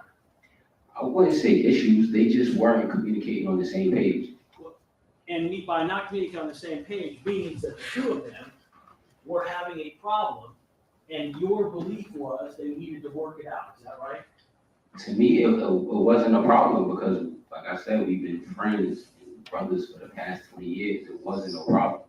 Well, isn't it true that what you're saying is you believe that it was a problem that could be worked out, but will you concede that the two of them on that day had some issues with each other, going both ways? So from my understanding, it wasn't a problem. It was more of a miscommunication, and they needed to communicate. Let's answer the question. So, were you aware of any bad feelings that Mr. Mayers had towards Relly? No, Were you aware of any bad feelings that Relly had toward Mr. Mayers? no. So, how was it that you, Ills, and Mayers ended up meeting up with Relly near the parking garage around the W Hotel? Well, we were already together, me, Rocky, and Ills, because we was at the rehearsal for Complex Con. So whoever was gonna be there was gonna be with her regardless. It wasn't like, oh, we're going to do this. No, we were at rehearsal. And isn't it true that it was Mr. Mayers' idea to meet up with Relly? I'm not too sure who idea it was. I just know he wanted to speak to Relly because we had a show the next day, and he wanted Relly to be there. So, would you agree that Mr. Mayers, as far as you knew, wanted to meet up? I'm not asking why, but wanted to meet up with Relly. Because we got downtown, well, we got to where we got to, I believe so, yeah. He wanted, that's his bro, he just wanted to speak to him. What was your understanding as to what was supposed to happen at this meeting? Well, whatever miscommunication that they had going on, I believe that they were gonna speak. The next day was the show, everything was just gonna be great. It was gonna be like it was 10 years ago. Now, you were with the defendant most of the day, correct? No, because like I said, I stayed at the La Park Hotel. So once I left the La Park Hotel and we got ready for rehearsal, then I linked up for rehearsal. I want to show you People's 13, please.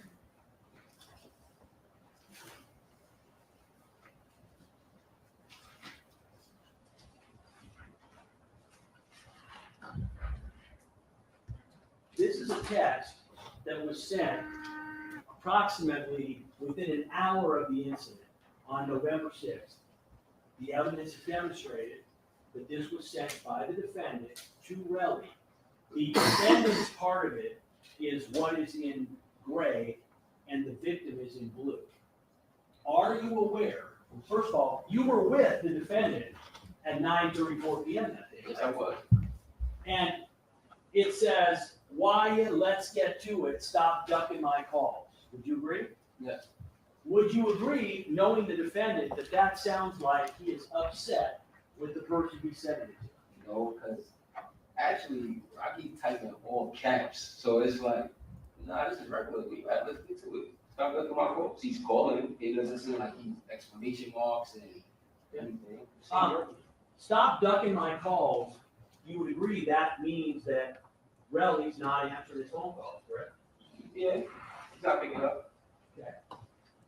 Now, would you agree that even at this time in his life, the defendant was not used to people, in your experience, not answering his calls? I'm not too sure what he's used to. Okay.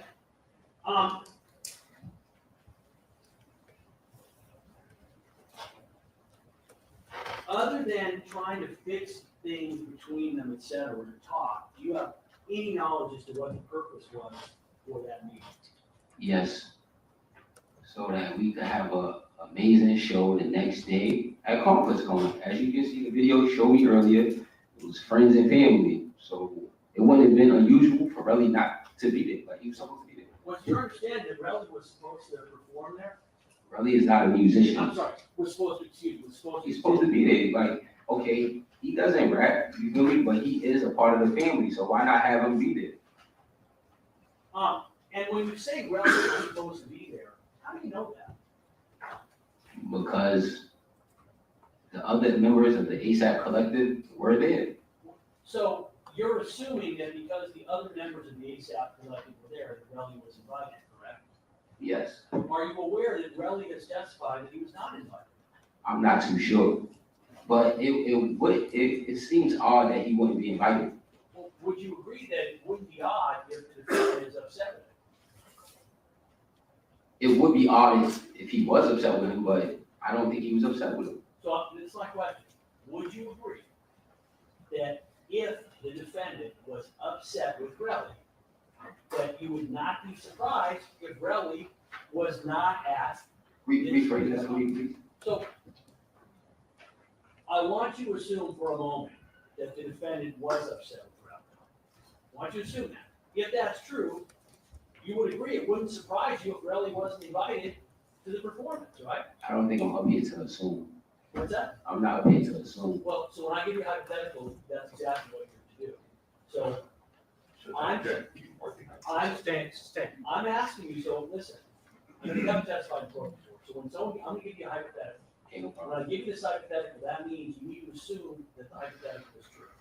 So I want you to assume for a moment that the defendant was upset with Relly.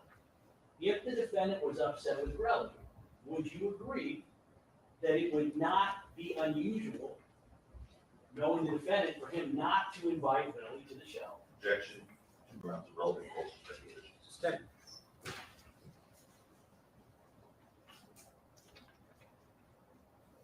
I want to start with the incident by the parking garage. Yes.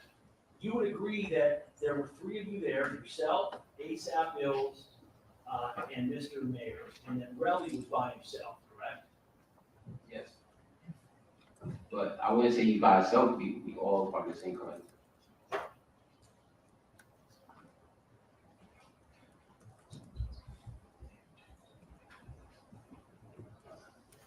Do you recall yourself, prior to the meeting, do you recall yourself trying to call or text Relly when the defendant could not get a hold of him? Yeah. So why were you texting or calling Relly when it wasn't you that wanted to talk to him? Well, for one, we are all, it's a brotherhood, right? So if one person can't get in contact with one person, let me try. That was all. And the reason, correct, that you ended up calling or texting Relly was because you believed that Relly was ducking the defendant's calls. You want to talk to him, Can you rephrase that? So you've seen the text that's right in front of you. It says, "Stop ducking my calls." That's from the defendant, correct? You yourself, at around that time, texted or called Relly trying to get a hold of him as well, right? And you were doing that because he would not return the defendant's text, correct? Well, I didn't have like a reason, like, because he did it. Relly is a friend and a brother of mine as well, so I'm trying to reach out. You're trying to reach out because you're aware that the defendant, who you're in the car with, can't get a hold of him, correct? Yes. So you are reaching out at the defendant's behest because you want to try and set up communication between the defendant and Relly. Yes, I want to set up communication. And he wouldn't take your call and respond to you either, correct? On my recollection, no. Meaning that's correct, what I said, he did not respond. Yes. So you said that you guys get there.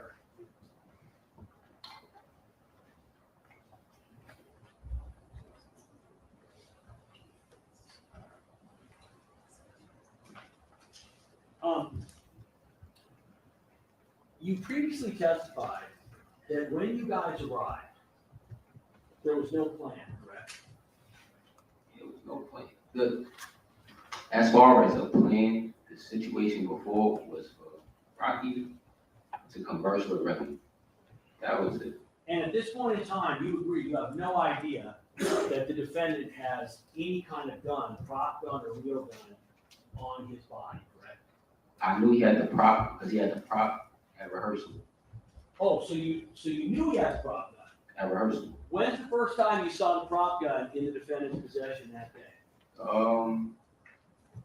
In his possession? Yeah. I'm not too sure. It might have been the altercation, Okay, so, like in his possession. so you because- said he had it earlier that day. Yes, the ASAP Blue had it earlier that day because Rocky was on stage rehearsing. So he couldn't rehearse, jump around and, get ready for the show in that state. So he gave it to ASAP Blue. Did you actually see this? I only seen Lou with it. I didn't see when he gave it to him. No, I was also on stage rehearsing. How do you know that ASAP Lou, the gun that he had, was the same gun that defendant had? Well, Lou is the only liaison at the show that could be able to do anything with Rocky aside from us. So that's why I believe it to be the same thing. My question is, how do you know that that's the same? Did you see Lou give the gun back to Rocky? I can't recall. So you mentioned that you guys arrived at the location by the W, and you had a driver, right? I believe so. And would you agree that up to this point, there is nothing abnormal? You're saying you don't know what's gonna happen, right? Well, the car ride was beautiful. We together. Like I said, it's the anniversary of a big situation for us. So everything was love. Right, but what I'm asking you is, at this point in time, nothing unusual has happened, right? No, And you have no reason to believe, would you agree? You have no reason to believe at this time that there's going to be anything unusual that's going to happen. no, because I even heard them quickly on the phone. Really picked up for Rocky. You feel me? And it was a regular conversation. Nobody's going back and forth, yelling. They were able to tell each other where they were going to be, so you can meet up. It wasn't no, it wasn't like that. Could you hear both sides of the conversation? Couldn't. I think I couldn't really hear Rev, but I heard Rocky jokingly ask like, "Yo, where you at, bro?" I believe he told him where he was at, which was I think the W Hotel or something like that. And Rocky and Relly had a relationship for years. Relly was viewed as Relly the boss. He told him that he was at the W. Rocky joking with him, "Yo, you're not at the bum ass W, bro. Where you at? Like, let me see where you at. Like, show me your room."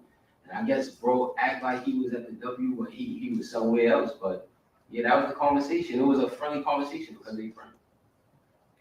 So what you're saying is that the conversation between Relly and Rocky leading up to this first incident was completely friendly and just joking around. So my question is, do you agree that up to this point, when you're arriving near the W, there's nothing special about the ride you're on, no reason for you to remember anything, correct? Just a regular day, regular ride? Well, it was special because I'm with my brothers. No, but I'm asking not in terms of this special, is there Yeah. anything memorable about it in particular, just driving the car? I think he was playing new music. You feel me? So that was cool. It was a vibe. So you mentioned on direct examination, you mentioned that when you got there, you were able to recite the literal order of who got out of the car. Do you remember testifying to that? Yes, because I was sitting in the back of the car. So how do you remember specifically, you had a driver, right? Yeah. So how do you specifically remember the order of you, the defendant, and Gil, who got out of the car? What makes you remember that, do you know? Well, because if I'm in the back and they're the only two that's in front of me, they gotta get out first. What kind of vehicle were you in? It was like a black truck. Was it a two-door truck? Nah, it's like a 4-door, like big body black truck. Right, so basically like a luxury chauffeur SUV, right? Yeah. So you don't have to get out first. Everybody's got a door. They can exit how they want, right? No, that's not true. Because you can't always sit with the driver. So the driver has his door, and then the 2 doors in the back is for the 2 passengers in the back. And it's a seat that's behind there. And I was sitting right behind my 2 bros in the back, and they were sitting in the 2 seats in front of me. I'm just asking you, do you know why it is that you specifically remember the exact order of who exited the car? Because that was the only people that I was with. So you get out, and how long after you get out is it that you see Relly coming Can you rephrase that? After you get out of the car. Yes. Or the truck, Mhm. how long after that is it before you see Relly coming up? Well, I seen him. I was already kind of like out the truck already, but I wasn't as far up as, it was in Rocky because I got out last. You feel me? So I'm kind of in the back. I see them in front of me. I see Rel coming down the hill. Okay, when you first saw Relly, how far away was he from the closest of the three of you? When I first seen him, he wasn't that close. No. He was by himself though, right? Yeah. So he's coming up, and would you agree that if you can see him, he can see the three of you, is that right? I'm pretty sure, but I feel like he probably seen Rocky only. He probably didn't see me till last. I don't think he seen me until I came up in between. So it's your testimony that, based on where you're positioned, that you don't think Relly knew you were there until after the incident started? Yeah. But he did know, at least in terms of position, you believe he would have been able to see Gills, correct? Yes. So it's your position that Relly comes up, and you said before he was like walking in a fashion. Can you describe it? There's something about the way he walked that led you to believe that there was a problem? Well, I done worked out with Relly, so I know him. And his movement got a little more pep in his step than usual. And he's coming down, like, it's big like a hill, so he's coming down. And you can see his bop, a little more momentum. He comes down, and as soon as he meets up with Rocky, you feel me? And this is after Rocky walks from the car. Rocky walks up. Rocky's not doing anything. He doesn't grab Rel first or anything. He's walking up to Rel, and as soon as he gets up to Rel grabs him. So let me ask you, up to this point, you're saying that they were completely joking in the car a couple of minutes before, right? Yes. Everything. But I said I did not hear what Relly was saying. But you said that the defendant's response indicated to you that everything was cool and they were just joking around. Yes. So it's your testimony that Relly comes up, and what's the next thing that happens when he approaches? As soon as he sees Rocky, he grabs him. And when you say grabs him, what hand he grabbed with? I believe his left hand. Okay. And when he grabbed him, did you see him attempt to punch him? When he grabbed him, he automatically started because he got him by his I think his hoodie and stuff. So I'm not too sure if he's trying to pull his hoodie over or he's just trying to kind of have Rocky in the air dangle. I see that's what he was doing. But let me stop. You said he grabbed with one hand. Yeah. Now you're gesturing like he's grabbing with two hands. How many hands he grabbed? He ended up grabbing him with two hands, yes. Did he start with one He hand? started with one hand. Which hand did he grab with first? He grabbed it with his left hand, I believe. And do you know whether Relly's right or left-handed? I believe Relly's right-handed. And so would you agree that if he grabbed him with his left hand, that his right hand would have been free, if he wanted to punch the defendant? Possibly, but he did end up grabbing him with both hands. Let me ask you, did you see him attempt to in any way punch the defendant? No, he was just basically trying to lift the defendant off his feet. So I'm not too sure what he's going to do after that, but he tried to lift him off his feet. Motion strike, everything after no. You're right, but we need to finish this case before the end of the decade. So let him explain the answer. I'm just doing this to try to facilitate the trial. Let's move it along. Go ahead. So when this incident started, where were you standing? I was behind. And how far away were you from Relly and the defendant? Well, I wasn't that close because I literally had to get up to them and get in the middle. So I wasn't that close. Even in the video, you can see I put my hand on Relly last to move out.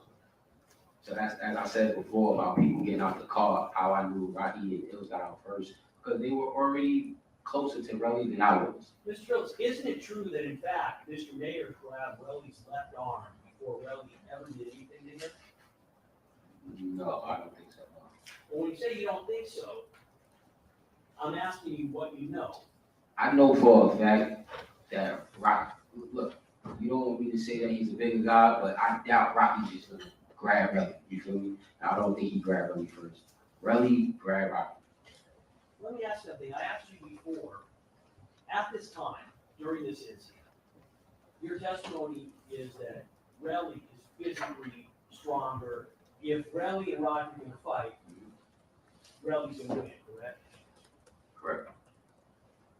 But would you agree, even at this time, that if Relly and Rocky are gonna fight, that Rocky is powerful enough in the industry to basically end Relly on the spot, correct? No. Okay, you disagree. Isn't it true that it was at this time that Mr. Mayers pulled out the firearm, or as you described, the prop gun? I don't think he just pulled it out. So as I was saying No earlier, question, Bennett. Did you actually see the gun come out? I seen when Rocky was adjusting the prop to put the prop back into his waistline.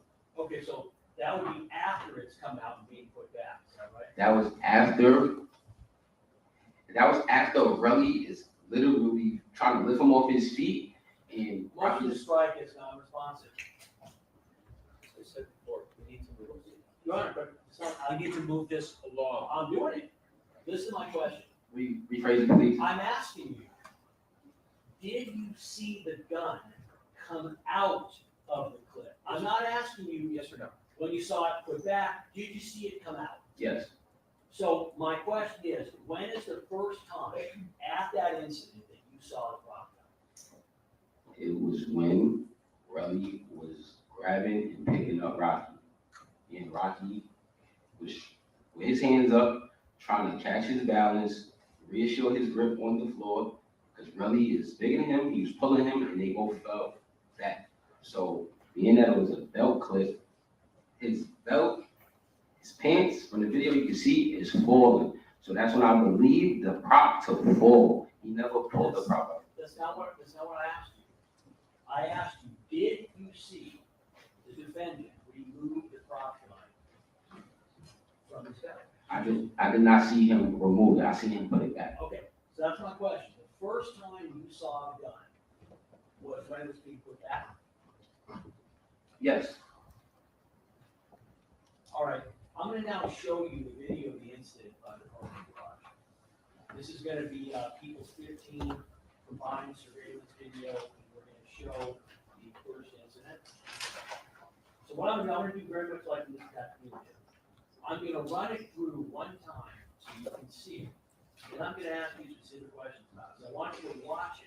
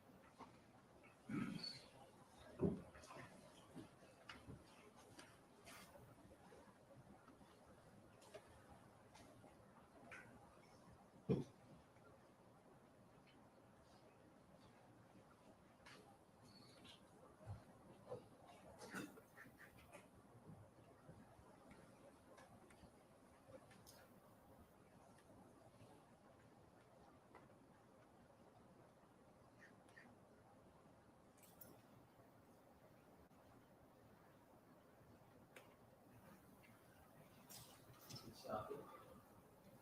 How many times do you think you've seen that portion of the video? A couple times. Well, you only seen it a couple of times? Yeah, seen it a couple times. Like, Meaning not more than 10. Just a few times. Is it a couple or is it 10? I said I have not seen the video 10 times. So that's why I said a couple times. I only seen the video a couple times. When's the first time you saw it? To be honest, the first time I seen the video was on TMZ. does the video that you just saw, does that accurately depict, as much as you can remember, what happened? Yes, but no. Okay, can you explain what you mean by that? Because from the video, you see Rocky with the prop in his hand. You also see Rocky put the prop away. You feel me? But you don't see how the prop gets into his hand. Okay. Do you agree, having watched the video, that it shows Relly walking up and immediately being accosted by Mr. Ayers? Can you rephrase that? Let's show the very beginning. I think his story got an inconsistency in it. I watched the video. In a moment, I'm gonna ask you, who was it, Relly or the defendant, who ended up starting this exchange?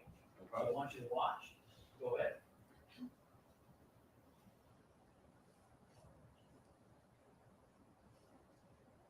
Go back one more time.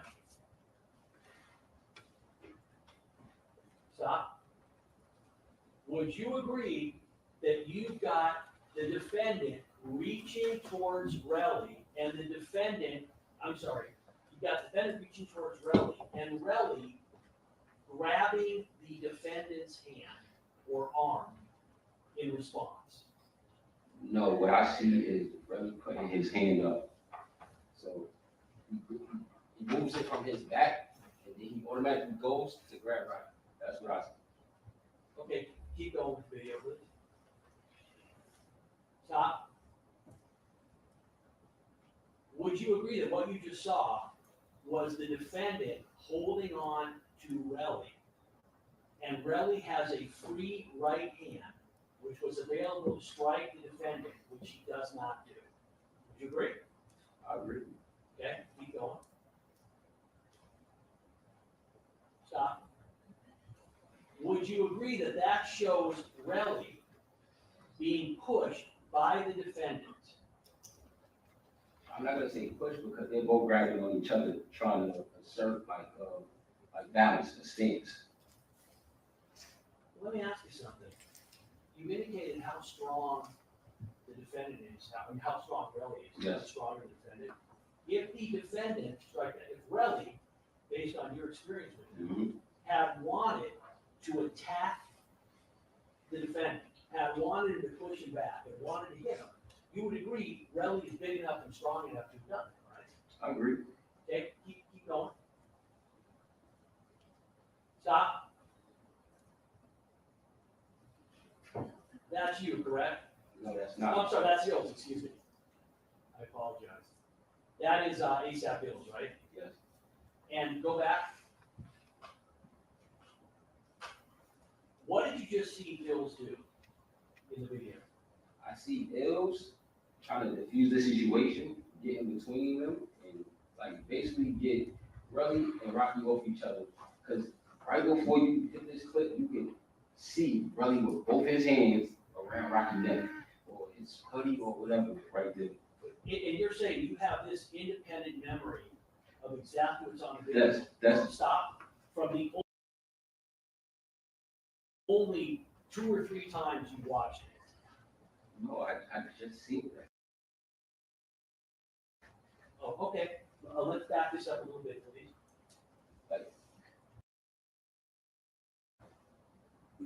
Watch. So I want you to watch Ills. Stop.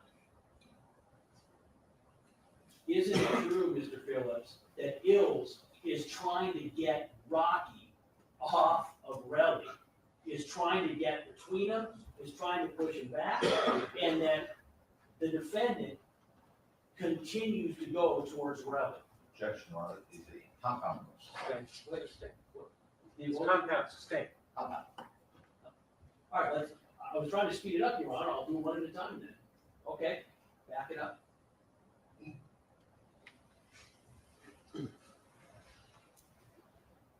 What does Relly do? Stop. Right now, would you agree, Ills is grabbing the defendant who is between he and Relly. Ills is not between the two of them, the defendant is between, is that correct? No, because if this is Rocky on one end, Relly is on the other end. Ills has both his hands basically getting in the middle to break it up. Wait a minute. Can you point with your pointer there? Point to where Ills is.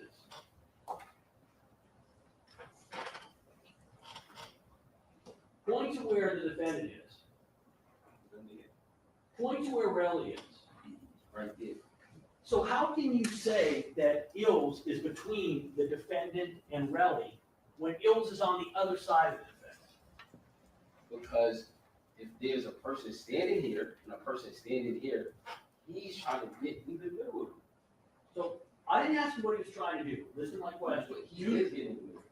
Do you agree that this video shows Ills not between the defendant and Relly, but behind the defendant, grabbing him? He's not behind the defendant. He is, so it's your belief that this video does not show Ills behind the defendant? No. Okay? We go back slightly. Stop. You agree Relly has just gone off the screen, correct? Yes. You agree that the defendant is pushing him off the screen, correct?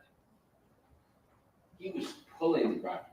Okay, so whether he's pulling or pushing, do you agree that Ills is not between the two of them? This isn't the same clip that you showed me before, but right here, he's behind. Okay, so right now you agree Ills is behind, right? It was behind right here. Okay, now we're gonna keep the clip going. Stop. Is Ills still behind? See, now, it was just behind him, trying to pull him away from Relly. And in this photo, you can see Relly with his hand around Rocky. Okay, I want, you just said a second ago, in this image at this point, Ills is trying to pull the defendant off of Relly, correct? In this image, he's trying to get the defendant off of Relly, while Relly is grabbing the defendant by his neck. Listen to my question. In this image, do you agree that it shows Ills trying to get the defendant off of Relly, yes or no? I'm not saying, no, I don't think he's trying to get him off, because you don't see Rocky a certain dominance right here. So I think he's just trying to get in the middle Moment to the strike is situation. non-responsive?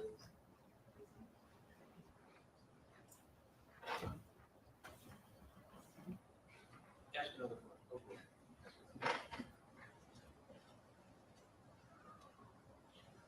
Keep the video going.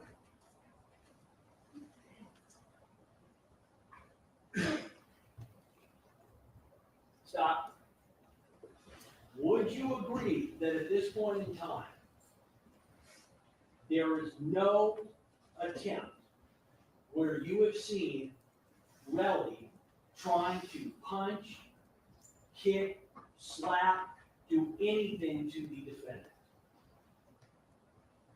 So if you play it from the clip before, you can obviously see him choking. So a few seconds later, no, he's not choking, but he was choking.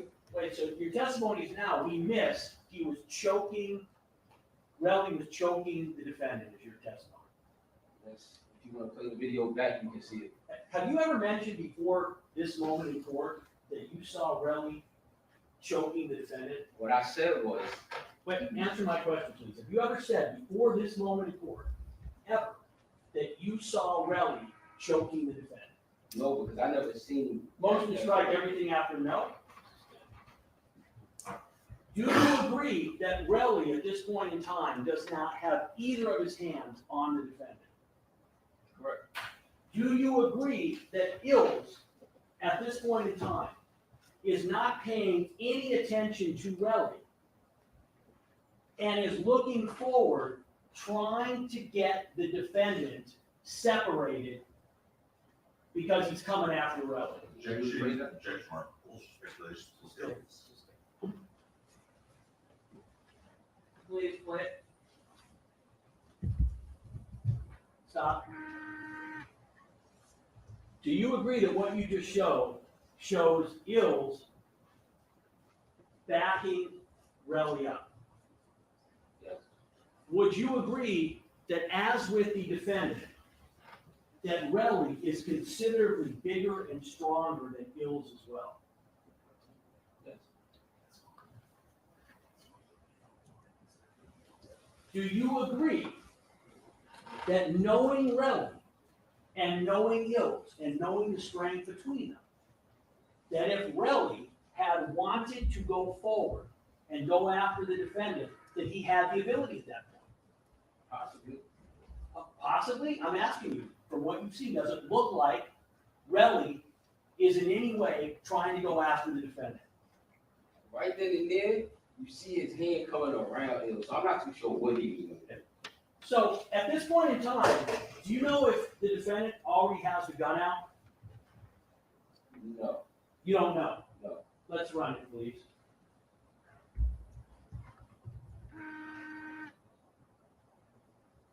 Did you see the gun? So yeah.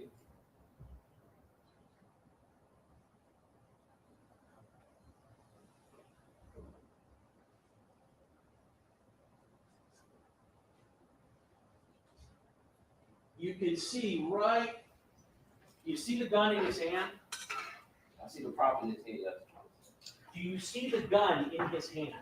Yes. At this point in time, would you agree that the defendant is aggressively going towards Relly with a gun in his hand, and that Ills is trying to keep the defendant from making contact with Relly? Can you rephrase that? Would you agree that at this point in time, the defendant has a gun in his hand, is moving aggressively toward Relly, and that Ills is trying to prevent Relly from getting close to the defendant? I'm sorry, that trying to prevent the defendant from getting close to Relly. You have to rephrase it because. Yeah, that's my fault. Yeah. Okay. Do you agree, at this point in time, defendant has a gun in his hand? Agree? Okay. Agree? Say yes? Yes. And do you agree that at this point in time, that the defendant is aggressively moving towards Ills and Relly? Well, in this clip, because Rocky was. It's a yes. Rocky was already grabbing him and kind of like, trying to little boy him, you feel me? So I just see Rocky just trying to get himself out of the corner. Just trying to get himself out of the corner, get himself from out of here. I'm not too sure what else is right here. He could have been backed up against the side of the garage wall. And he was just trying to get himself up out of that situation. So you're saying the defendant is trying to get himself out of a bad He's situation? just trying to get himself up out of here. He doesn't have the prop on Relly. He's not pointing the prop at Relly. He's not doing anything like that. So Let me ask you something. At this point in time, can't the defendant simply have gone the other way and exited himself from the situation? Objection, closed speculation. You were at the scene. yes, I was. When the defendant is moving towards Relly with a gun, was there anything preventing the defendant, as is shown in the video, from turning around and going the other way? As you can see in the video, I'm not too sure how long this lasts. He does that exactly as soon as he's able to get up out of this space. So it's your position that the defendant did not have the opportunity to go the other way, is that? No, because Relly pushed him under the garage. The garage it's like it was built under something, so you can't walk through the wall. He had to wait till he got from under the garage so he could be able to get up out of there. You agree that in this image that you've seen, and you were at the actual incident, the defendant has his finger on the trigger, correct? No. So you don't see his finger on the trigger in this video. I do not see that. Well, let's run it again.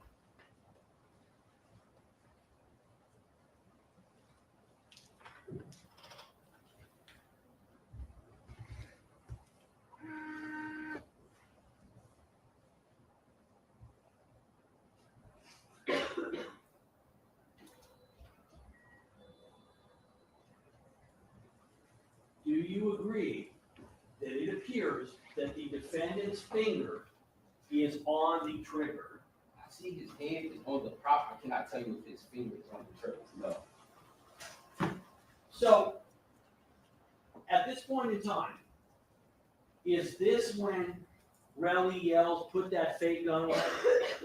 So as Rocky starts turning, yes, he says, put that fake ass gun away. And your position is, I just want to be clear, that at this point in time, when that gun comes out, Yes, Relly knows it's a fake gun. yes, I believe that, yes. Continue.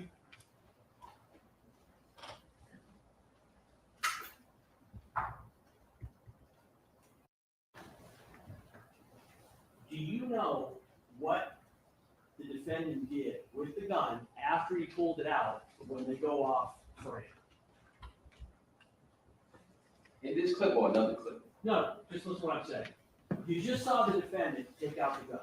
Yes. You saw the defendant then go forward, which would be to the left of this video, so we don't see. He goes off screen. You know what I mean by that, right? Yes. Do you know what the defendant did with the gun that he just pulled out when he went off screen?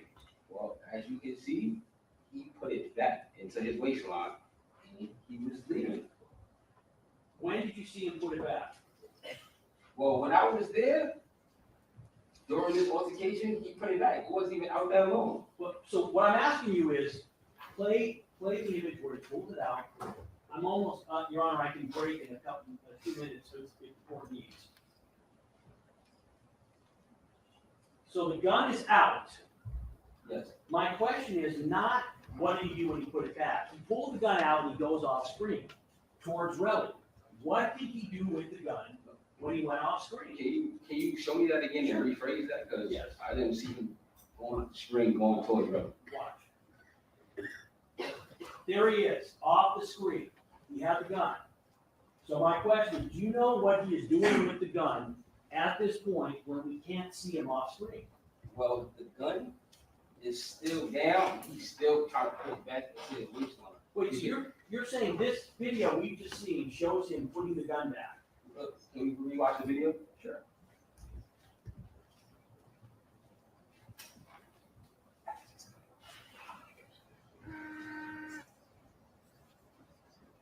I'm not talking about when he comes back. I'm saying at this point in time, you agree. What's that? I didn't, Witness says rewatch the video. You just watch it. No, you just pause it. I'm trying to watch the whole video. No, I'm not showing the whole video. I'm showing the part I want to show. Nah, so can you show it in context? It shows when he puts the No, proper way. Mr. Phillips, I'm going to show you what I want to show. so So go ahead, show Mr. Phillips what you want. I just showed you that image. And my question is, you would agree that the defendant takes a gun out, the gun is out, they go off screen with the gun still out. So what I'm asking you is, do you know what the defendant did with the gun when they went off screen?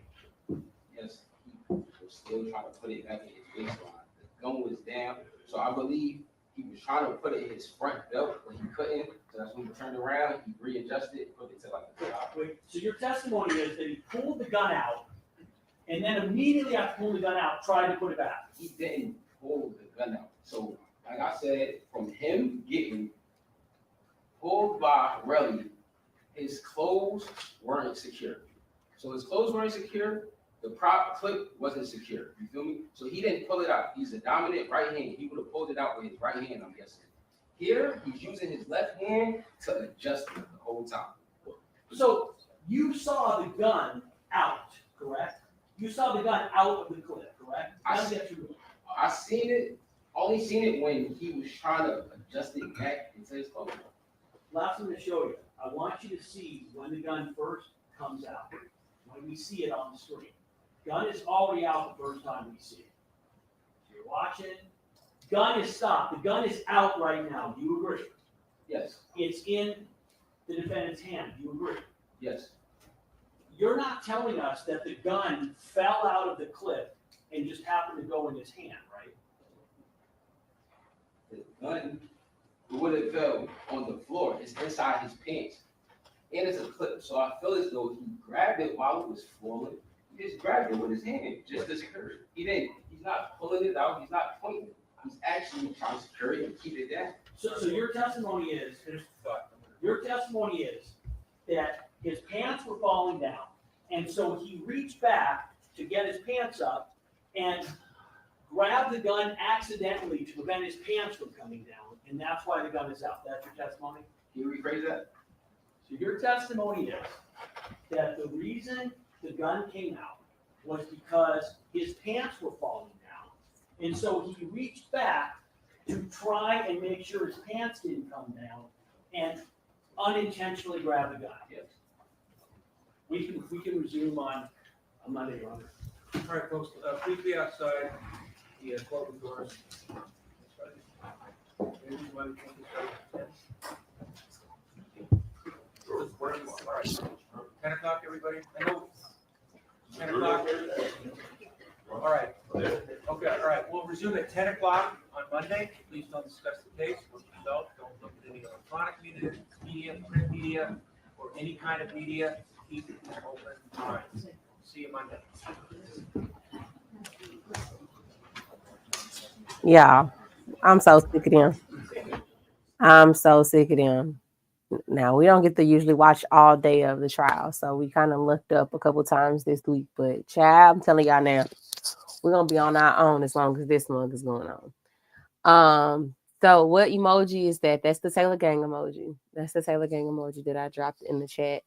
I mean, Lewin is trying his best to make him look like an unbiased witness, and look like a biased witness. And honestly, to me, y'all, he's starting to come off like one. Sometimes you have to acknowledge the bad facts. The bad facts. All right. It was a bad fact that Rocky had that prop gun, regular gun, whatever you want to classify it as, and was walking up unreally. Like, that is a fact. They were in an altercation. So to try and move around that fact, I feel like it made him look bad. It made the defense look bad. After the fact, you got Rocky blurting out, yelling at him not to answer questions about what the definition of AUG is. So I just feel like, he's holding up, but he's not holding up as good as he started towards the end. I feel like he's getting tired, and Lewin is just working on him, to be honest. He's working on all of us, and the judge is ready for it to be over. So quick recap of this trial here. 12 years on the stand. He's already testified as to why he believes Rocky carries a prop gun. He's testified to seeing it before. He alleges Relly to be the aggressor. And we haven't even gotten over to the second half of the video.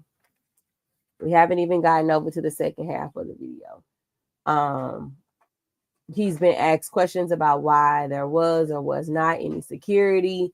His ability to identify a prop gun has also been questioned. And it's just a mess. So we will pick back up with trial on Monday. Are we picking up on Monday? Yeah, y'all ain't gonna see me till the afternoon though. I ain't gonna be able to sit through this again. I can't sit through this a second time. So if I do stream early on Monday, it's gonna be because we're gonna watch the portion that I missed yesterday, because I didn't watch the end yesterday because I told y'all I was doing a law school forum. So if we do start early on Monday, that's what we'll watch. And then I will try to start us at a time that doesn't give us like a big gap. Oh Lord, give us a big gap in time before the next trial starts. So I got to get all my notes together, get our recaps together, because the people want a 1 minute recap. And I'm telling y'all now, putting all this in one video. So the recap might be 2-3 minutes today, because child, I'm not going to create 3 separate videos. So thank everybody for free Taylor from them kids. Thank everybody. What Rocky yelled out, yes, Shay. Rocky yelled out. So the defense asks, the state asks the 12V, what does AUG mean? And Rocky yelled out, don't answer that. So did not look good. So all Taylor Gang members, drop your Taylor Gang emoji in the chat before we get out of here. If you are not a member of Taylor Gang, you are more than welcome to join. Our lowest membership is like $2.99.